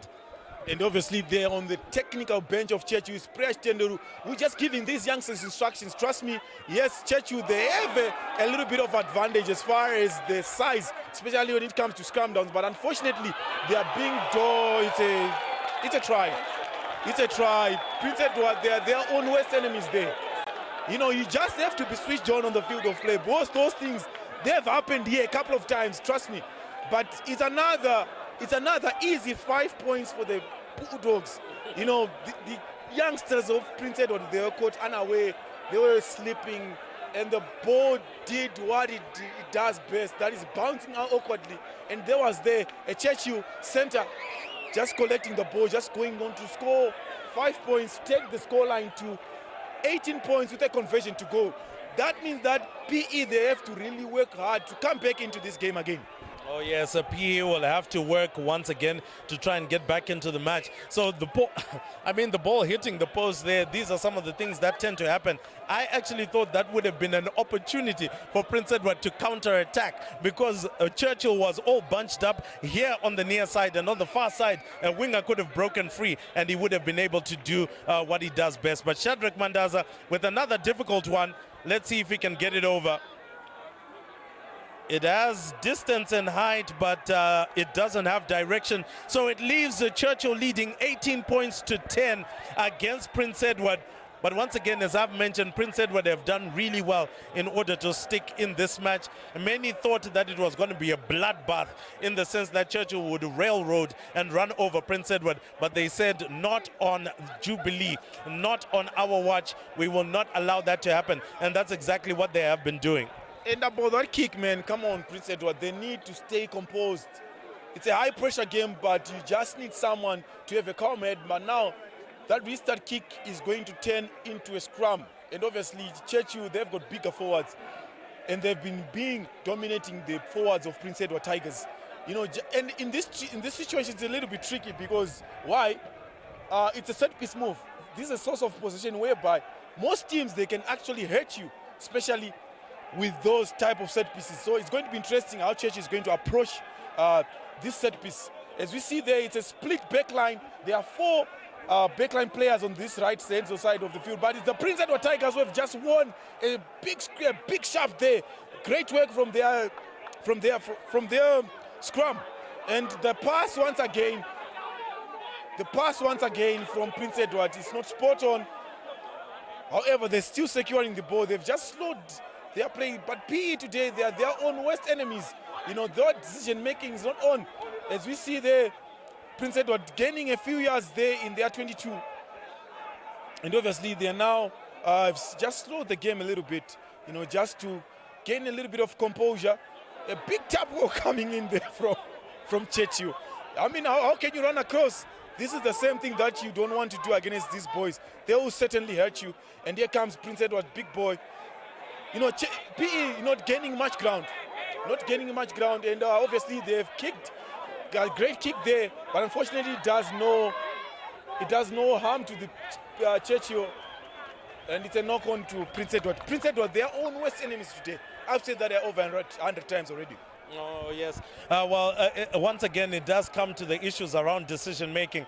but immediately it is a penalty given, or rather it calls for half-time here from Shingi Joya, and Prince Edward immediately go through to their changing room, and I'm sure Sean D'Souza will have a couple of words to share with them. But look, Prince Edward are not out of this encounter.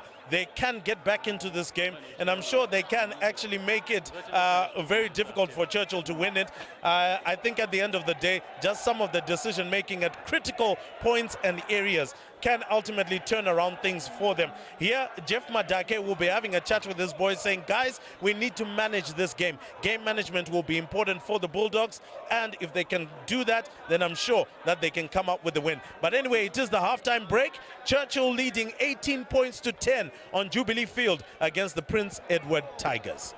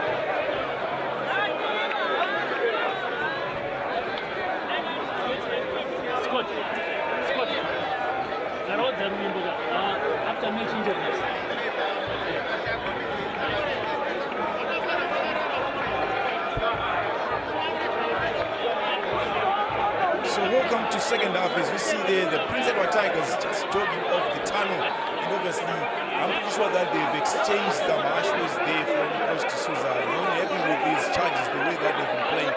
And from where we're standing right now, it's Matake always backing instructions. Although he's winning, he's an easy man to satisfy Wimbo. I think Jeff Matake is an easy man to satisfy if you follow his instructions. I think it's that easy. So look, at the end of the day, when instructions are given, they must be followed. That's the only way you can win games.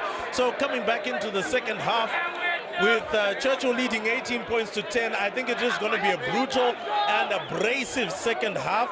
I'm sure Prince Edward are going to be a little bit more clinical here, and they will want to get their game in order. If they can get those passes into the hands more properly, I believe that Prince Edward can come back into this match.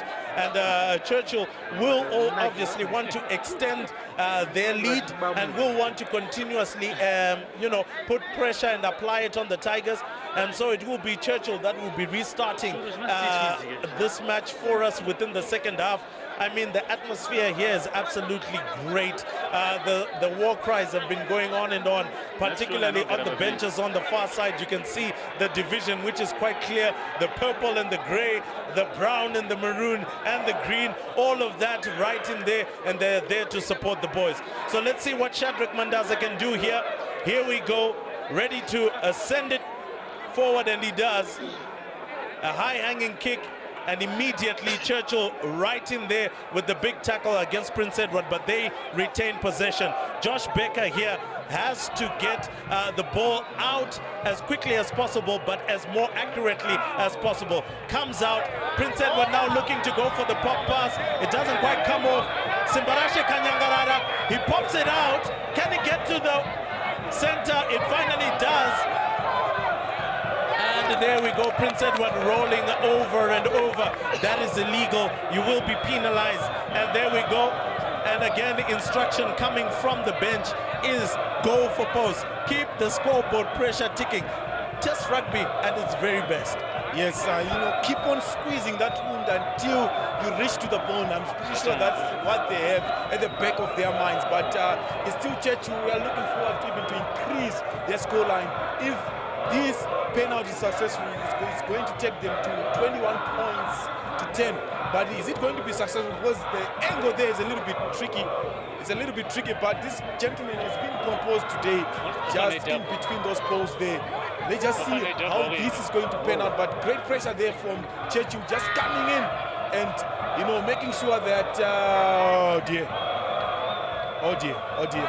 and they've missed that conversion. And Prince Edward right there just deciding to launch an attack, oh dear, and he runs into traffic. What's going to happen here is Churchill who have just managed to turn over the ball, and in that scuffle there. But look, Ruimbo, why don't you just put the ball down and prepare yourself? Oh dear, and another horrendous handling skills there from Churchill. But there have been a couple of mistakes from both teams there, because Churchill, they could have scored, and once again PE, they could have at least tried to slow down the game, go for the 22-meter drop, and then you play from there. Why are they making rash adrenaline decisions? Well, as we did mention before, that it was always going to be difficult, especially with the pressure mounting. Being on this field can always be very difficult, and you make decisions that are not ordinarily what you would make. But anyway, Prince Edward have an opportunity to try and get themselves out of this situation. I'm sure once the fly-off gets the ball here, I'm expecting nothing short of a kick out of their own territory. Josh Becker gets it out. That is a poor pass knocked on by Prince Edward. Oh, goodness me. That was a very poor decision. That is a knock-on. Actually, there is a penalty there because there was a high tackle that was made against Churchill. So here we go, a quick tap and go. They give it to the big man, the tight end. He is driving all the way through, but he's finally gone to ground. Ball comes out. Churchill have got lots of men on the outside. Finally brought to ground. It looks like it might be a turnover. They have, and PE need to kick this one out, but it does go out like a rubber duck. and a knock on by Churchill there. So that will aid Prince Edward in terms of getting out of their own territory. And I'm sure they are breathing a huge sigh of relief. So one mistake deserves another good mistake. Though you usually hear that one being said, one good turn deserves another.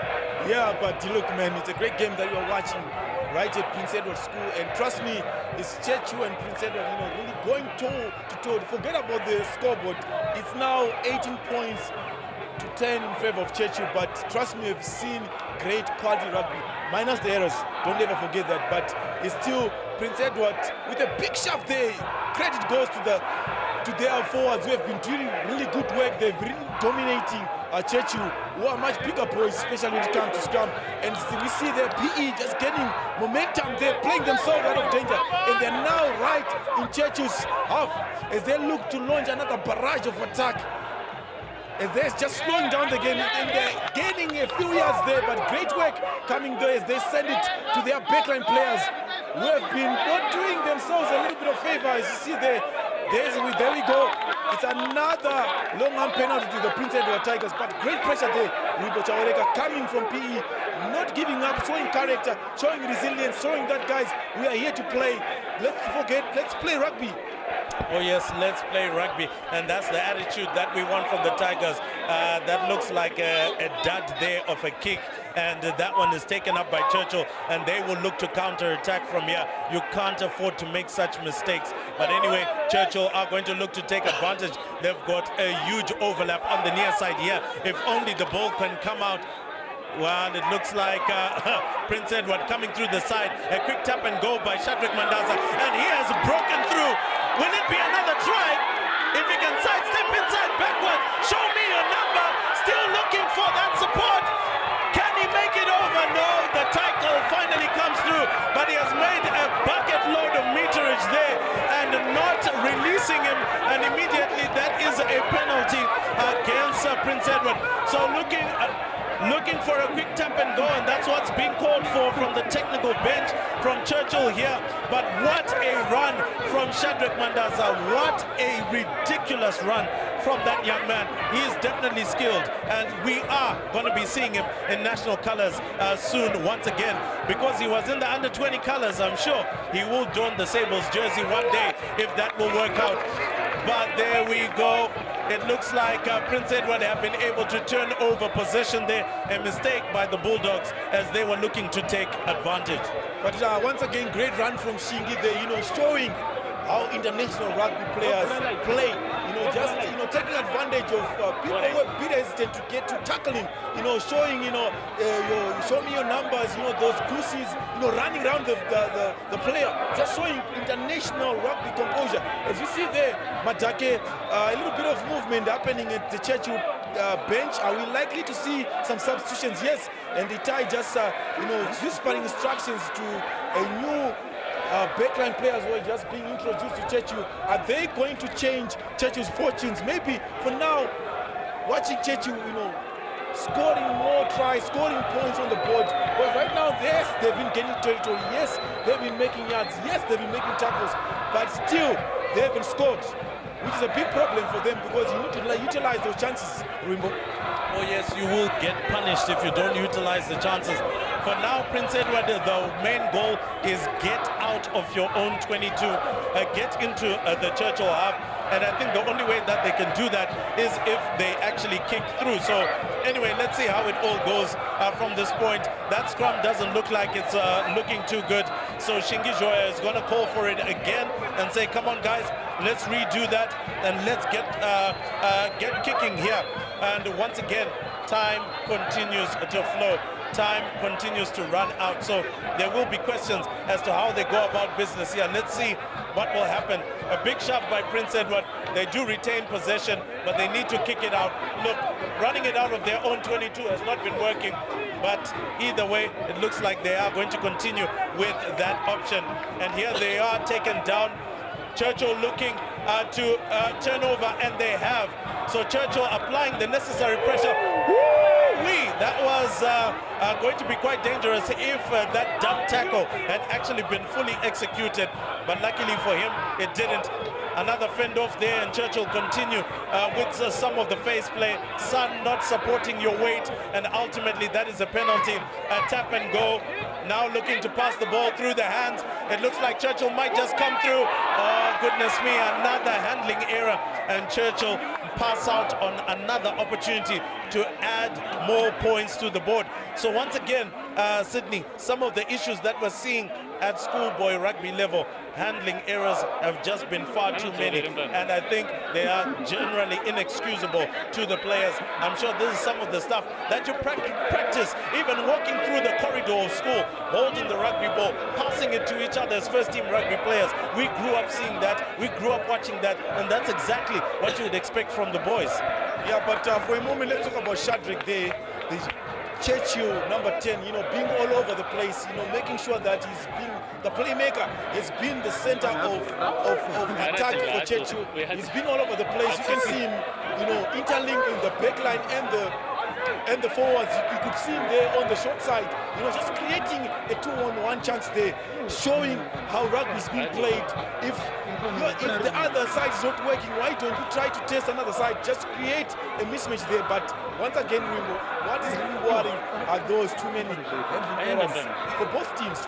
Really, we could have seen the scoreline for Churchill could have escalated to maybe 50 points by now, consider the number of tries that they've missed. Oh yes, also for Prince Edward, we could have seen them even in a much closer race in this game with some of their chances that they've missed. But then again, it comes back to that decision-making that we've been talking about. So it looks like on the field of play, we do have a couple of substitutions here. And number 24 coming on from the bench.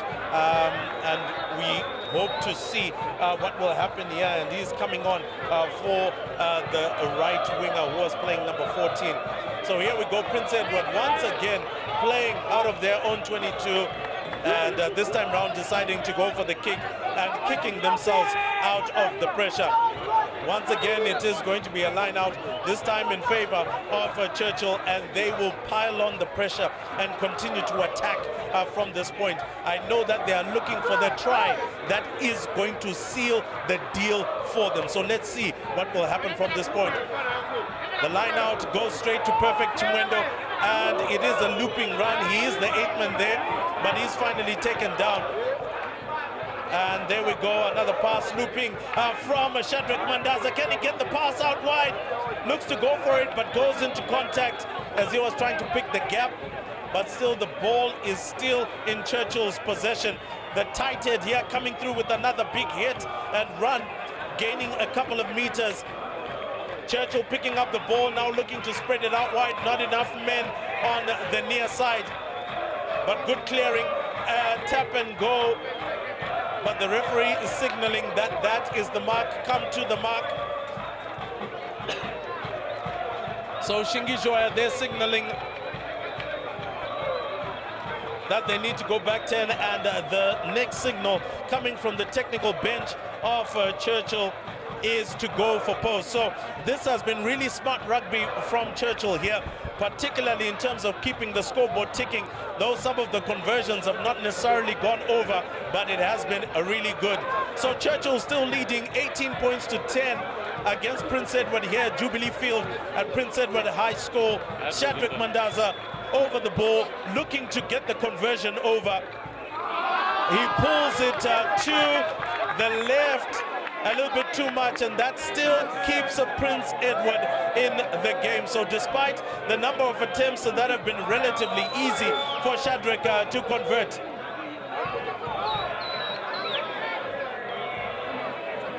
And so here is the 22 dropout for Prince Edward. They are still in this match and they can still turn things around, but that one is a poor 22 dropout, and that will hand possession back to Churchill once again.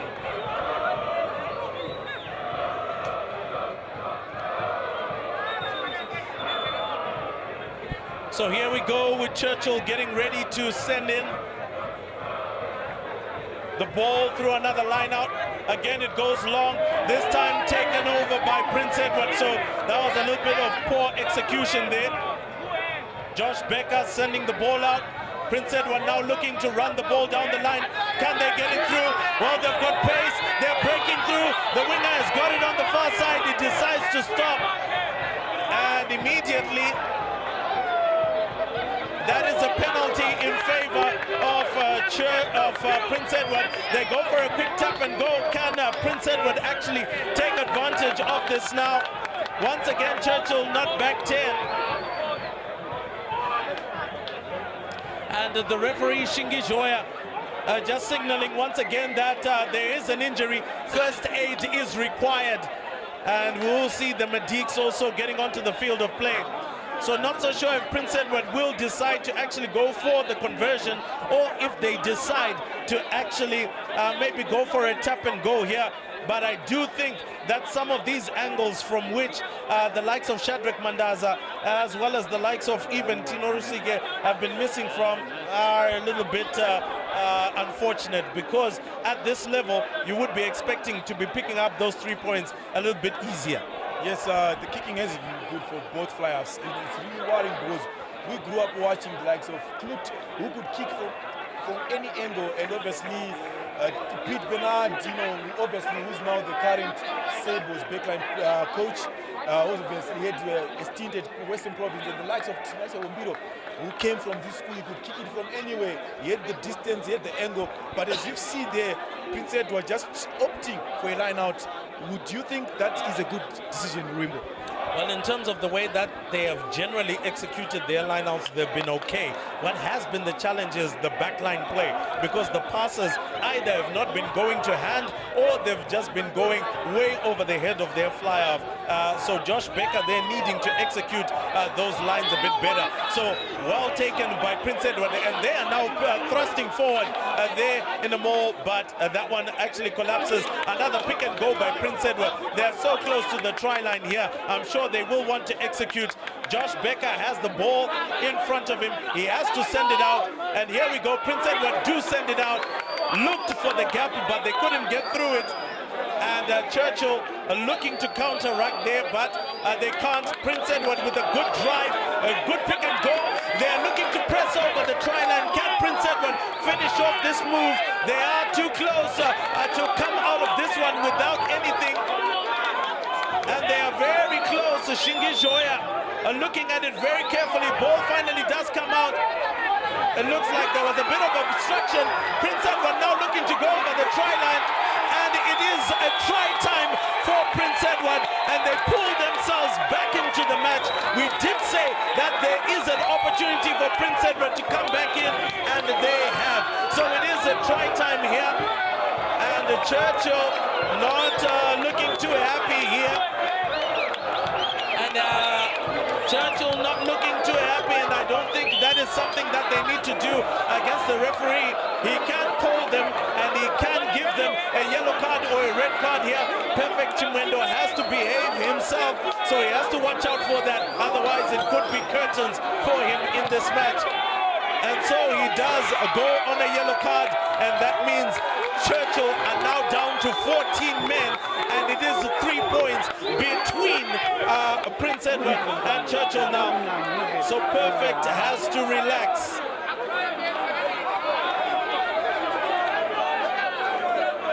Perfect has to relax here, otherwise that won't help.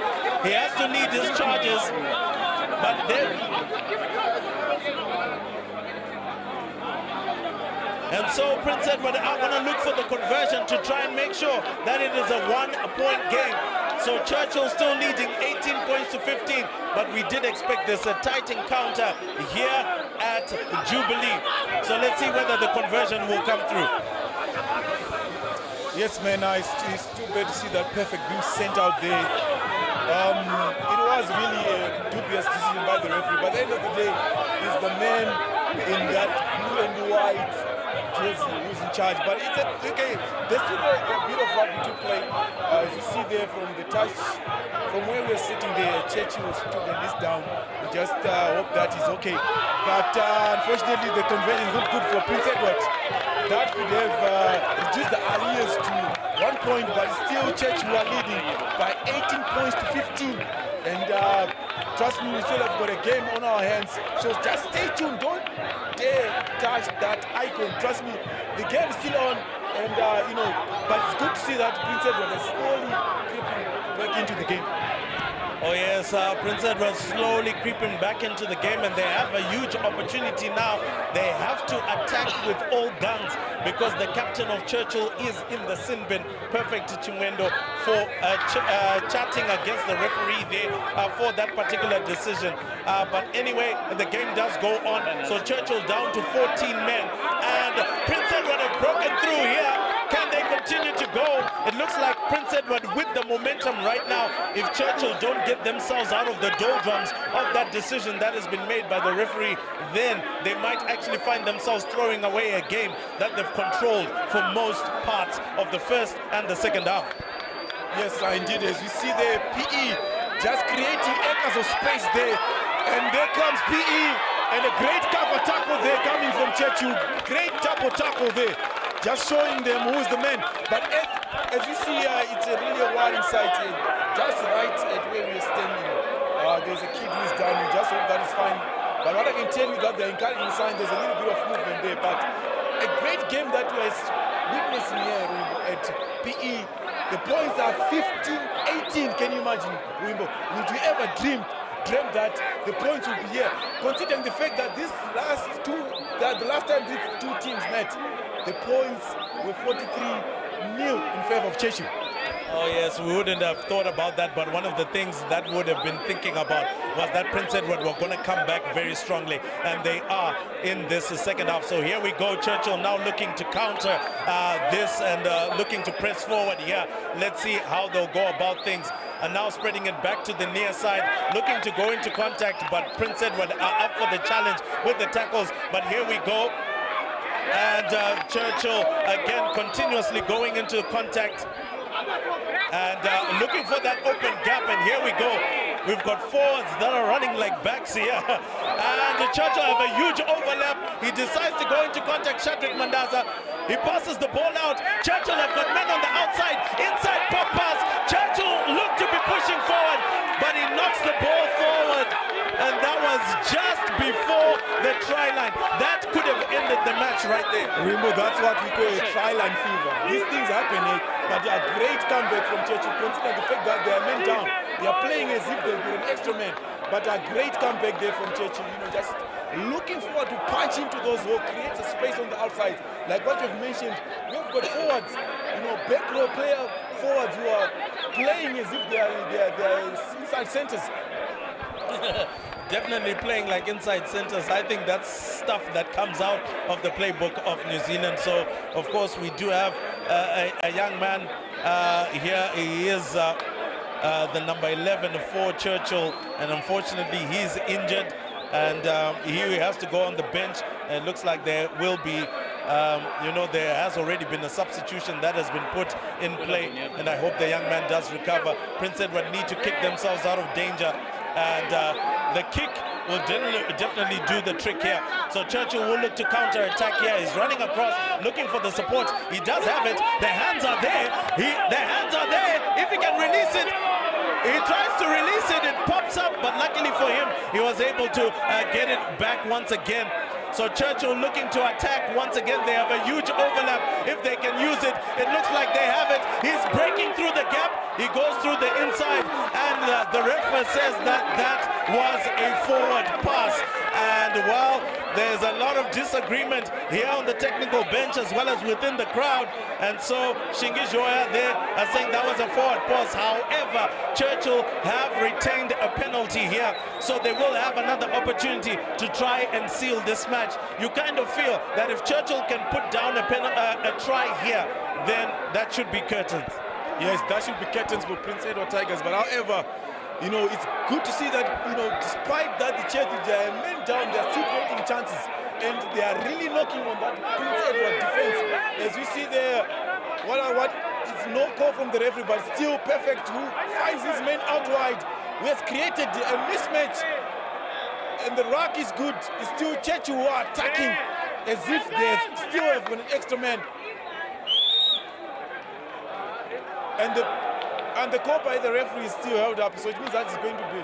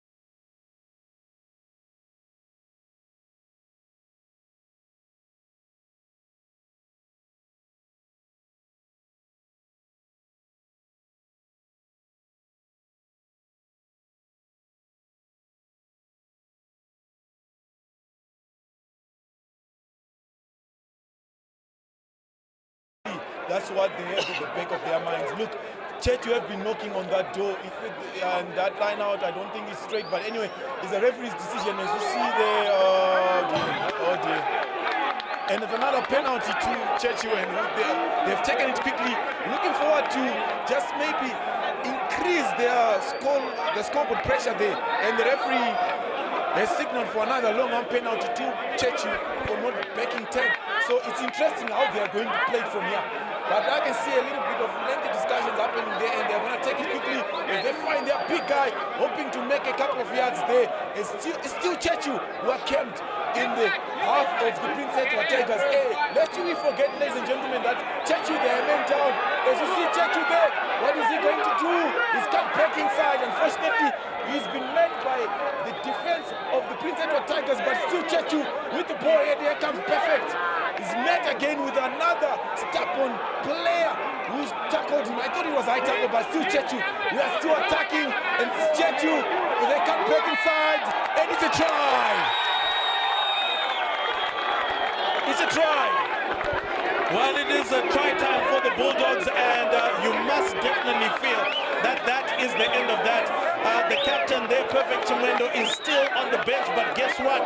They're still going about business, and the Bulldogs are winning this one 23 points to 15 at the moment. It is an 8 points difference. I think you might feel that the road is now a little bit too long for the Tigers to get back into it. Yes, indeed. They had a man advantage, Prince Edward Tigers, but unfortunately, they couldn't exploit that mismatch. But now, surprisingly, it's now Churchill who are currently actually increased their lead by a try, obviously pending conversion. But it's good to see that Churchill, they didn't lose hope. They kept on pouncing, they kept on applying pressure, they kept on to their attacking system. Especially in these last couple of 10 minutes, they've now opted to pass the ball out wide and obviously trying to exploit that space on the outside. And the kick. The conversion is good, so that takes Churchill to 25 points to 15. What a game we have here on our hands, Wimbo. Oh yes, what a game we have on our hands, and Perfect Chimwendo is just about to get back on. It looks like the time for the sin bin is almost over for him to get back on as the captain. He now needs to control the game. You don't need hot heads here, you now need a cool head. As the captain, he needs to tell his boys what to do, control the pace of the game, even slow it down. So Prince Edward are going to be restarting the game, and of course the referee there acknowledging the fact that Perfect is now back as the captain, and they're now back to 15 men. So unfortunately, Prince Edward unable to take advantage of that. A big tackle coming in from Prince Edward at the restart, so they're continuously fighting all the way through. There to the tight header from Churchill, being cleared, and there we go. It looks like Churchill are going to continue to go into contact to control the game, and they gain a penalty because of a high tackle. So it is Churchill leading at 25 points to 15 against the Tigers, and with 10 points in between them, looks like Shadrach Mandaza is going to go for touch and look to again run a set piece. Well, the ball doesn't seem to be going into touch. Simbarashe Kanyangarara holds on to the ball, but the touch judge signals that he set his foot in touch. And of course, the crowd disagrees, the technical bench disagrees, but at the end of the day, it is the man wearing the blue in the middle of the park who calls the decisions. But in any case, Churchill have the line out, leading 25 points, 25 points to 15. The line out is decent. Prince Edward tried to intercept. A good tackle comes through, but Churchill still in possession.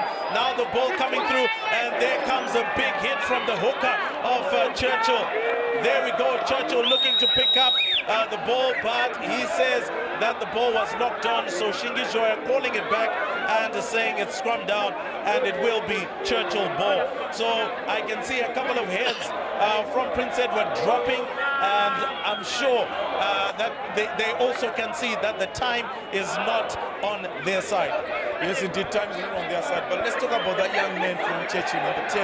He's been all over the park, creating chances for his team, making sure that he links the back line and the forwards pack, and he's been doing a great job. Obviously, with the boot, he's also done some decent job. But look, PE now, like what you've mentioned, heads are dropping. The energy that they had and the vibe, like what the Millennials would say, that they had in the first half is no longer there. Seems as if they are now losing hope, but there's still much to play for, because as it stands, it's only a 10-point game. They just need a converted try and a penalty just to make sure that they even up the scores here at Prince Edward. But as you see, a couple of, you would expect these things to happen, a couple of injuries that we've experienced today, both in both camps, in the Churchill and the PE, because this is a high, expansive game. You'd expect that. But here comes Churchill camping in the Prince Edward half as they look their scoreline. But here comes Perfect. The man was given a yellow card, just making a couple of yards there, but still Churchill. We are looking forward to great run there from the big boy, who has just made 10 precious yards. And there comes Churchill with an overlap, oh dear, he could have passed the ball. He would have avoided that embarrassment, but still Churchill was in position of the goal. Slowly, making those precious yards towards the Prince Edward try line. But here comes Churchill, unfortunately, that was a hospital horrendous pass, but still Churchill was still in control of possession. Just, a cross kick. I never thought I would see it today. Is it? Oh dear. A couple of knock-ons there, bit of handling errors from both teams. It's like ping pong, my friend. Remember, but it's great to see that, Perfect was it a try. I can see a little bit of celebrating there in Churchill's camp, but let's talk about the bodies that I can see from both teams. You can see players. It's over. Churchill have just once again managed to beat the Tigers of Prince Edward by 15 points, 25. But you know what? Great game that we had here today. Oh yes, a great game that we had here today. The Tigers are coming to the party and showing exactly what they are made of. They had a whole lot of guts and grit, but unfortunately it was the Bulldogs who barked much louder, and they came out with a 25 points to 15 win here on Jubilee. And of course, with the referee signaling the end of that match, and that called for ultimate and total silence from the crowd, they didn't know how to go about it. They didn't know what to say, but it was the Tigers who came out as it was the Churchill Bulldogs who came out as 25 points to 15 winners against Prince Edward. Now look, this was a fantastic game. I think they brought their all to the table. The Tigers were much improved than what we saw at the Derby Day Festival, and of course that is the win. Oh yes, but most definitely we'll be bringing you the post-match interviews after this match, but a great game indeed. So stay locked on to the channel and we'll bring you those post-match interviews.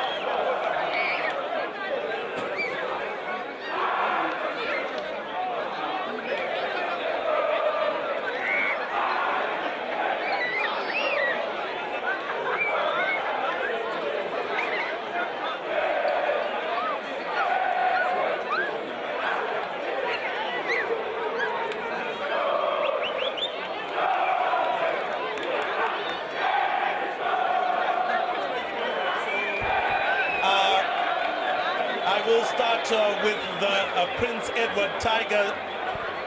Are we good? I will start with the Prince Edward Tigers captain. That's Simbarashe Kanyangarara. Commiserations for the loss. I know it's an emotional match, but then again, your boys played hard and played well, and even came back into the match at one point. Yeah, it is a very tough pill to swallow, losing on our home turf. If we could have played against schoolboys, we would have pulled through. But hey, it is what it is. It's rugby. We win some, we lose some.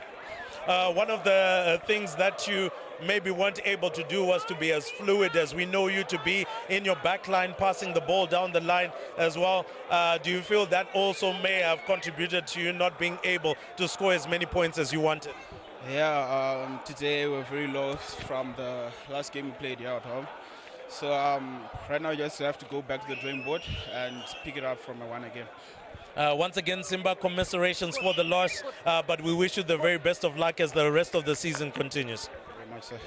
All right, so that was the Prince Edward Tigers captain. That's Simbarashe Kanyangarara coming through, and we can all see how emotional he was and concerning that one. Now I call upon the Prince Edward coach, head coach Sean D'Souza. Sean, commiserations on the loss, but your boys played with heart and played really well out there. No, it was a very good game. Derby Day, we played a club side. Today, we played guys that are not in school. But yeah, my boys came and did what they needed to do. We stuck to the fixture. The team list that was sent to us was not the team that ran on. But we just didn't want to let us be so losers. We played and we showed what we can do. If we play guys who are in school, I'm sure we can match up and do the best. And my boys stepped up today, and I'm proud of them.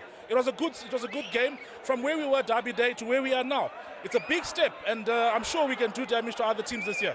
Oh yes, a massively improved side. Particularly, we saw that against Falcon last week. And at one point, you had actually reduced arrears to just about 3 points. What was the halftime team talk like? Because Churchill was all over you in the first half, but in the second half, you really came out guns blazing. Yes, the halftime talk, my normal. I analyzed the first half. I come up with the strategy for the second half, and that's what we worked on. Unfortunately, some calls didn't go our way. But yeah, it's the bounce of the ball. That's the way the game goes. And 2 mistakes cost us, and then, yeah, it put us on the back foot. But yeah, a good game overall. I'm still happy with the boys.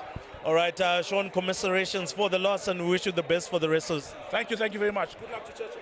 All right, and of course, that was head coach there, Sean D'Souza. And now we call upon the captain from Churchill, Perfect Chimwendo. Now, Perfect, a good win coming through there for you. How are the boys feeling? Well, I can't explain how they are feeling right now because everyone wanted the win. Yeah, and we got it. All right, talking about that, there was a time that Prince Edward came really strong into the game, and it was just only 3 points difference. What was the talk amongst the boys in order to make sure that you scored the rest of the points that you did? Yeah, it was hard to get back to the game, but we always look to relentless pressure. So we manage the pressure, as coach always said. Try to manage the pressure. After defense, you're always going to try to score a try. So we did. All right, so congratulations on the win. And of course, I'm sure the haka is going to be coming soon, so we'll let you to it. Yeah, we're going to do it. Thank you. So that was the captain there coming through from Churchill, and with that big win, I'm sure we'll get, Jeff Madaki very soon to actually come on board, and I will get Sydney who will do that one. So it looks like we are going to be going to the haka. When we come back, we do the interview with Jeff Madaki. We were looking for you. But anyway, let the boys do the haka and then we can. Yeah, and then we can talk. So, okay, so we are focusing on that. All right, so Sid will do it with you.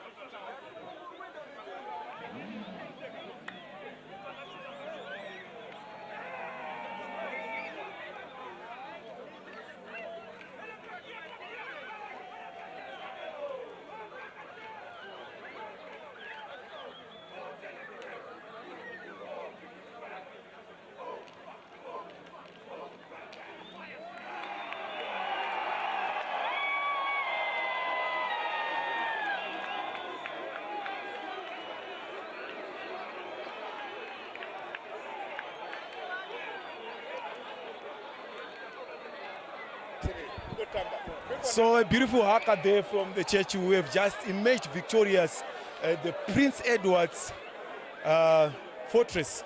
15 points, 25, coach. Your post-match reaction? Oh, great game. I was expecting a tough game, and you know it's always hard coming to PE and playing on Jubilee. It's always a tough one, but yeah, the boys pulled through. They were a bit shaky from time to time, but yeah, they got themselves together, and the most important thing was just to win. Didn't matter with the scoreline or whether we won by 43 points or 0, no. The idea was just to come here and perform well and be victorious. Otherwise, you were satisfied with the way that the boys played? No, I wasn't. I'm happy for them, but I'm not satisfied because they made quite a lot of mistakes. They could have scored 4 tries easily, but they bundled them up at the try line or no corner or something like that. They made a few errors, which I wasn't expecting, because they looked very good on Thursday at the training session. So yeah, a bit disappointed, to be quite honest, in their performance. But I'm happy that they won. But what's next for you? Well, we're going to go back to the drawing board and try and fix those mistakes. And we've got other schools also to play, like Mloma Gandhi, we've got Milton and Plumtree and so forth. I mean, yeah, we're just going to go on and continue to play as well as possible. Okay, and we're looking for a perfect season, because so far you have defeated your main opponents in the fixture. Are we looking for a perfect season this time around? I'd want a perfect season. I'd like to go unbeaten, yes, definitely. Okay. Yeah, but I'm not going to predict that. Okay, all the best, and thanks a lot. Thank you very much, my brother. All right, cheers.